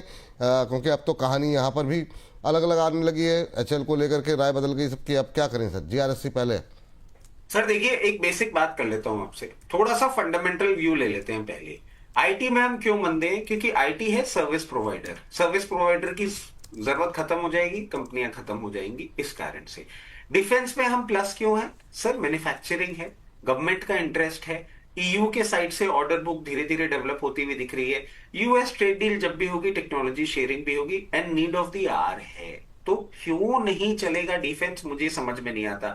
सर कल एक न्यूज आई थी एचएएल को लेके कि उनका एक तेजस क्रैश हो गया था इसलिए सारे ग्राउंड हाँ, वो कहा कि क्रैश नहीं हुआ, वो क्लैरिटी आ गई सर उसको लेकर के। जी तो वो ठीक है सर, मतलब टेक्निकल ग्राउंड्स पे थोड़ा सा सेलिंग प्रेशर आ रहा है बट कंपनी नहीं खत्म हो रही है। जीआरएससी के साथ भी सेम चीज कहूंगा सर, कंपनी नहीं खत्म हो रही है, कंपनी में ताकत है। अनसर्टेन टाइम्स में we should park our funds in the companies which can actually generate returns. इनको ऑर्डर मिले जा रहा है, ये क्यों नहीं करेंगे जनरेट रिटर्न्स? मैं कहता हूं भाव नहीं चलेगा, मत चलने दीजिए। आपको वैल्यूएशन कंफर्ट इतना आ जाएगा कि कोई भी फंड हाउस का भी आएगा हाथ क्या उठा के ले जाएगा। तो जीआरएससी इन लेवल्स में भी अट्रैक्टिव लगता है। जैसे ही बाउंस बैक दिखाएगा मार्केट के साथ, अब लेवल और चेंज हो रहा है, 2940 तक का मूवमेंट आपको करता हुआ दिखा सकता है और उसके बाद 3520 तक का दिखा सकता है। कोई भी कारण नहीं दिख रहा है जीआरएससी में मंदी के कारण या ट्रेड बनने का। ठीक है मैम, अभी एचएल को लेकर के नया जो डेवलपमेंट आया है, मैं चाहूँगा उस पर आपकी टिप्पणी आपकी भी हो जाए। क्या करना चाहिए, क्या इस गिरावट में, कल आपने कहा था कि अभी दूर रहना चाहिए, आज रिकवरी आ रही है लोअर लेवल से, क्या ये सही लेवल है खरीदारी करने के लिए? जो एचएल की तरफ से क्लैरिफिकेशन आया है, आपका व्यू क्या है? तब तक सर आप पारस डिफेंस और बीडीएल पे आपका व्यू तैयार रखिएगा और मैम एचएल के साथ आप बीएल ले लीजिएगा। जी मैम, संक्षिप्त एचएल, जी मैं एचएल पे 3500 का वेट करूंगी और उस समय उससे एक बार रिव्यू करूंगी लेटेस्ट डेटा के साथ में। सो आई एम वेटिंग, 3500 ये आएगा and I am waiting for that. ठीक है, तो आप ये अभी फ्रेश बाय के लिए नहीं, 3500 के ऊपर जब जाएगा तब उसके बाद खरीदेंगे। ठीक, और बीएल? बीएल जैसा है जितना है होल्ड करके रख सकते हैं, समय लगेगा, समय है तो ही रखो, नहीं है तो छोड़ दो, आज ही छोड़ दो, क्योंकि अभी इसमें कुछ भी हुआ है। लेकिन अगर आप रख सकते हो कम से कम 3 क्वार्टर तो ठीक है, उससे कम के अगर आपका इरादा है कि ये पैसा बहुत सारा बना के देगा, then you are mistaken. Time है तो ही रखिए, आज भी ये 435 पर है। सो विद दिस स्टेटमेंट अगर आप आज होल्ड कर जा रहे हैं तो 3 क्वार्टर होल्ड रखना है। फ्रेश खरीद सकते हैं कि नहीं, पार्ट्स में 435 की रेंज से लेकर के 415 की रेंज, 10 की रेंज में धीरे धीरे करके खरीदना है, खरीदो, कोई प्रॉब्लम नहीं है, but it gonna take time. Time है तो पैसा तो इसमें हाथ लगाइए, वरना कुछ और ढूंढ लीजिए। ठीक, सर आपका व्यू, आपको जो स्टॉक्स दिए गए सर? सर देखिए, थोड़ा सा डर लगता है जब एचएल के ऐसा सुनते हैं, बट जिस तरीके से बिहेव कर रहा है प्रॉब्ली आ भी सकता है। पारस डिफेंस में भी कुछ अच्छा नहीं होता हुआ दिख रहा है। पारस डिफेंस में भी फर्दर डाउनसाइड ही करता हुआ दिख रहा है। 540 लेवल्स पे अगर सपोर्ट लेगा तो सिचुएशन ठीक होती है, अदरवाइज पारस डिफेंस एक ऐसा स्पेस है जो बहुत कंफर्ट नहीं दे रहा है। जिनके पास है एक स्टॉप लॉस जरूर मैं सुझा देता हूं, 616 रुपए का स्टॉप लॉस होगा और 616 रुपए के स्टॉप लॉस के साथ 724 के लेवल्स मिले तो एक बार एग्जिट कर सकते हैं। फिर आ जाते हैं बीडीएल पे। बीडीएल जिस तरीके से पोजीशनड है, बीडीएल भी कहीं ना कहीं लोअर लेवल पे सपोर्ट लेगा। यहां से यहां से अगर ये लेवल ब्रीच कर देता है मार्केट वॉलिटिलिटी के चलते, तो हो सकता है आपको 1080 लेवल्स भी दिखा दे। और हायर साइड की जहां तक बात है, हल्का सा सप्लाई आपको देखने को मिल सकता है 1381 लेवल्स पे। पारस डिफेंस के चार्टिकल पैटर्न्स थोड़े से ज्यादा खराब लग रहे हैं, रिलेटिवली बीडीएल थोड़ा बेटर लग रहा है। चलिए ठीक है, बीडीएल थोड़ा बेटर लग रहा है पारस डिफेंस के मुकाबले। मैम 2 स्टॉक्स आप देखिए फटाफट, वो है एक तो हिंदुस्तान जिंक और एक हिंदुस्तान कॉपर, ये दोनों मेटल स्टॉक्स पे आपका व्यू क्या है? और सर बिल्कुल एकदम आखिरी मुहाने पे हम खड़े हैं, तो आपसे 2 स्टॉक्स पे फटाफट आप, मैं चाहूंगा कि आप चार्ट खोल कर। एक मेरा सवाल है, हाँ आज हज बाबू कहाँ है? सर मतलब लोग छुट्टी ना ले, मतलब क्या चाहते हैं? कभी कभी लोगों को अवकाश भी लेने दीजिए, कभी कुछ काम हो सकता है घर पे, बीमार पड़ सकता है इंसान। नहीं मतलब वो आए नहीं ना, तो मैं समझ नहीं आज है नहीं, आज है अवकाश पर है सर वो। चलिए इस बीच तो मैं भूल गया, चलिए पहले मैं अंबाला मैम की टिप्पणी ले लेता हूँ। लेकिन सर मेरा सवाल आपसे पावर ग्रिड और एनटीपीसी को लेकर था, पावर के अभी तक हमने डिस्कस नहीं किए, तो दोनों ही शेयर आज हरे निशान में, तो आपका व्यू। और अंबाला मैम पहले आप, 30 हो गए जी, थैंक यू। हिंदुस्तान जिंक मैंने पहले स्क्रीन पर लिया है, 594 पर अभी ये है, तो मैं तो वेट करूंगी अभी भी, मतलब एक बार वो अच्छा भाव आएगा 550 के लगभग का, सो मैं वेट कर रही हूँ, उसके बाद में आए तो फिर हम लोग वापस से जो भी हमको ईटीएफ खरीदना है तो ईटीएफ, या फिर स्टॉक खरीदना है तो स्टॉक्स। तो Hindustan Zinc yet to touch 550 again and I am waiting for that. दूसरा जो स्टॉक है वो हिंदुस्तान कॉपर है। ये भी 480 का भाव, 485 का मैं प्राइस देकर के ही हूँ आना है। तो बस जहां पर देखिए पेशेंस रखेंगे तो अच्छी चीजें अच्छे भाव पर आ जाएंगी। डोंट आप किसी का प्रेम मत बनो, है ना, कोशिश यही करिए। तो जहां तक हो सके रुक जाइए, जल्दी खरीद के परेशान होने का कोई सेंस नहीं है इन माय ओपिनियन। तो फिलहाल रुक जाइए। बाकी अगर आपको आज कुछ और खरीदना है तो जी ज्योति लैब है। ज्योति लैब, चलिए फटाफट बता, लेवल बता दीजिए फटाफट में, बिल्कुल 251 पर है और बहुत ही बॉटम बाइंग अपॉर्चुनिटी है, खरीद के रख भी सकते हो। तो 251 पर है, 275 से लेकर के 300 दूसरा टारगेट होगा। एन एक्सटेंडेड टारगेट 340 भी जाएंगे, लेकिन 340 विल टेक टाइम लाइक 6 महीने। लेकिन 275 और 300 तो ऐसे टारगेट लग रहे हैं जो 2 महीने के अंदर आ जाने चाहिए। और स्टॉप लॉस भी छोटा है, सिर्फ 230 रुपए का स्टॉप लॉस मेंटेन करना है, जो रिसेंट स्विंग लो है इसका। चलिए ठीक, 230 का स्टॉप लॉस ज्योति लैब में। 275, 300, 340 ये टारगेट देखने को मिल सकते हैं। पहला टारगेट 275, 300, 340, स्टॉप लॉस 230, 230 का स्टॉप लॉस। लेवल्स खाली मन में नोट कर लीजिए आप लोग। अभी ऑलमोस्ट फ्लैट ट्रेड करता हुआ ये फिलहाल के लिए ज्योति लैब के लिए लेवल्स निकल करके आए हैं। अब सीधे चलते हैं सर के पास। सर, संक्षिप्त टिप्पणी पावर के 2 शेयरों पे आपकी, पावर ग्रिड और एनटीपीसी। सर पहले पावर ग्रिड ले लेते हैं।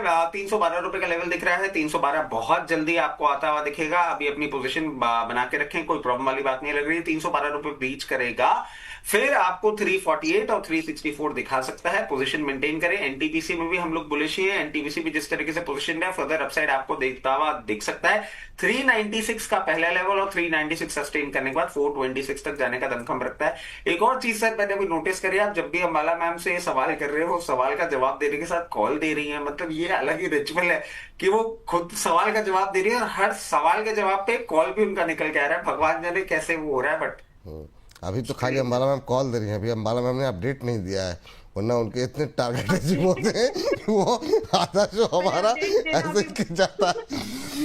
अपडेट देना आजकल बंद किया है क्योंकि टाइम लगता है ना उसको। तो फॉर दैट अपडेट आपने नाम लिया है तो सेंट्रल बैंक 40 हिट कर चुका है, जस्ट नाउ वो रिंग हुआ है। ये बात यहाँ पर देखा सर आपने। चलिए, इस बीच इंडसइंड बैंक का अंशुल जी का मैसेज आ गया। IndusInd bank chart show start में दिया था, 933 हो गया है। तो इंडसइंड बैंक अगर जो हमारे पास एक बार दिखा दीजिए प्लेट जो है फटाफट। इंडसइंड बैंक की भी अंशुल जी का मैसेज है। 937 का टारगेट दिया था, ऑलमोस्ट टारगेट अचीव है, 933 हो गया है। शानदार मोमेंटम यहाँ पर। तो ऐसा नहीं है कि मतलब खाली कॉल दी जा रही है, एक के बाद एक शानदार कॉल यहाँ पे प्रदर्शन होता हुआ। यूको बैंक भी अब 30 के क्रॉस निकल गया, 4.25% से ज़्यादा की तेजी यूको बैंक में भी आती हुई। इंडसइंड बैंक देखिए धुआंधार प्रदर्शन, ऑलमोस्ट टारगेट अचीव है यहाँ पर भी। और सेंट्रल बैंक भी 40 के ऊपर निकलता हुआ, वाह, सेंट्रल बैंक 40 के ऊपर, यूको बैंक 30 के ऊपर। तो ये जो है एक के बाद धुआंधार प्रदर्शन यहाँ पर इस गिरते बाजार में भी। आप देखिए हमारे एक्सपर्ट जो है ना रेगिस्तान में पानी निकाल रहे हैं। तो ये जो है कला है हमारे एक्सपर्ट्स की। ये पुराना वो है भाव, अभी फिलहाल 30 का लेवल क्रॉस हो गया है, 10 मिनट पुराने भाव हैं। तो ये धुआंधार प्रदर्शन। मैम जाते जाते बहुत बहुत शुक्रिया, धन्यवाद। आप कुछ कह रहे हैं सर आप? अच्छा, नाटको फार्मा ने भी 947 का नया हाई मार दिया। नाटको फार्मा भी दिखा दीजिए फटाफट। जी जी जी जी, मैंने देखा नहीं, सॉरी सर। नाटको फार्मा भी दिखा दीजिए। और इसमें जो है इंट्राडे हाई लगा है 947.50 का। तो ये बात यहाँ पर है। और भैया जैसा कि सर ने पहले बोला था कि बाजार के उतार चढ़ाव को देखते हुए समय रहते अपना मुनाफा बुक कर लीजिए बिना किसी से पूछे। और जैसे जैसे बात शेयर ऊपर जाए वैसे वैसे स्टॉप लॉस ऊपर करते जाइए, अपनी पूंजी को सुरक्षित रखें इस बाजार के अंदर। चलिए मैम, बहुत बहुत शुक्रिया, धन्यवाद सर, आपका भी धन्यवाद करें। उससे पहले मैम जाते जाते सिर्फ लेवल के आधार पर एक दर्शक बहुत देर से परेशान है, अंबाला मैम से खाली पूछ के बता दीजिए। ये रीगल रिसोर्सेज पे शायद इनका फ्रेश एंट्री लेना चाह रही हैं रितु जी, तो अभी एंट्री ले सकती हैं कि नहीं? और साथ में डिस्क्लोजर देना चाहें तो आप डिस्क्लोजर भी दे सकती हैं। Yes ma'am. अच्छा ठीक है, ले सकते हैं, लेकिन इंट्राडे का जो स्टॉप लॉस है 60 रुपए का, बस वही मेंटेन करना, उससे नीचे जाने की जरूरत नहीं है। तो 60 रुपए का स्टॉप लॉस, 70 रुपए पर आपकी बाइंग। टारगेट छोटा है, पहले टारगेट आपका 78 का ही रखना। इसका एक सेकंड, इसका अपर सर्किट क्या है? नहीं, 74 का ही रख लो, क्योंकि मेरे ख्याल से वही जाएगा। तो 74 का पहला टारगेट आप रखिए अगर इंट्राडे में बुक करना है। बाकी अगर आपको होल्ड करना है तो 84 तक रख सकते हो। चलिए ठीक है। तो इस कार्यक्रम को समझ करने से पहले हमारा सेगमेंट अपलोड हो गया है, जाके देखिए। आज भी थंब जो है वो सुजलॉन पर ही लगाया है। हालांकि बहुत सारे शेयरों पे हम लोगों ने बातचीत की है। जो कि सुजलॉन में कहाँ करें एवरेजिंग, ये तीनों एक्सपर्ट जो है एवरेजिंग करें भी कि ना करें, ये तमाम चीज़ें आप लोगों को जानकारी मिल जाएगी। Infosys, TCS, Axis Bank, Vishal Mega Mart, J and K Bank, Doms, IDFC First Bank, Waaree Energy, Suzlon, Data Pattern, Mankind Pharma, Central Bank, Vishal Mega Mart, Motherson Sumi Wiring, इन तमाम शेयरों पे हुई है डिटेल में बातचीत। हम जरूर सुजलॉन पे टाइटल पढ़ लीजिएगा, डिस्क्रिप्शन पढ़ लीजिएगा, सारे शेयरों के बारे में जानकारी मिल जाएगी। जाकर के शो देखिए, अपनी राय हमें अवश्य दीजिए। अभी जो बातचीत हम लोगों ने की है वो 2:30 बजे अपलोड हो जाएगी। और बाकी जिन लोगों की नाराज़गी है, आपको बता दें कि 1 बजे भी हमारी ये जो एक्सपर्ट्स हैं वो मौजूद रहेंगे। तो अपने प्रश्न आप भेज दीजिए 9354027996 पे। और 1 बजे रचित खंडेलवाल जी रहेंगे हमारे साथ, अंबाला मैम रहेंगी आपके प्रश्नों के उत्तर देने के लिए। 9354027996 सवाल डिटेल में भेजिएगा। तो 1 बजे मिलते हैं। आप दोनों के संक्षिप्त डिस्क्लोजर सर, पहले अंबाला मैम आपके। विपुल जी, आज भी बहुत सारे स्टॉक्स ऐसे थे जो कि कॉमन हमारे मेंबर्स के पास में भी रह सकते हैं, ऑपोजिशन थे, एक्चुअली रह सकते हैं से ज्यादा रहे, ये मुझे पता है। और इसके अलावा भी जो व्यू वो हम यहाँ पर डिस्कस करते हैं, हो सकता है कि उसको कंसीडर करें, बट टू बी स्पेसिफिक मेरे पोर्टफोलियो में नहीं है कोई स्टॉक जो मैंने यहाँ पर आज रेकमेंड किया है, एंड कोई कॉन्फ्लिक्ट ऑफ इंटरेस्ट नहीं है। बाकी trading and investment subject to market risk है, रिस्क को एनालाइज करो तब पैसा डालो। Thank you so much. Thank you so much. Raji sir, stocks आपके चैनल पर डिस्कस किए उसमें मेरी personal position, limited family position, client position हो सकती है। जितने भी स्टॉक्स आपके चैनल पर डिस्कस किए वो कंपनीज, उनके प्रमोटर्स और ग्रुप कंपनीज हमारे क्लाइंट हो सकते हैं। इन्वेस्टमेंट इन इक्विटी मार्केट है subject to market risk. Please consult your financial advisor before making any investment और taking any trade in any script that we have discussed on your channel. Thank you. Thank you sir, बहुत बहुत धन्यवाद। प्रतिभूति बाजार में निवेश बाजार जोखिमों के अधीन है। निवेश करने से पहले सभी संबंधित दस्तावेजों को ध्यान से पढ़ें।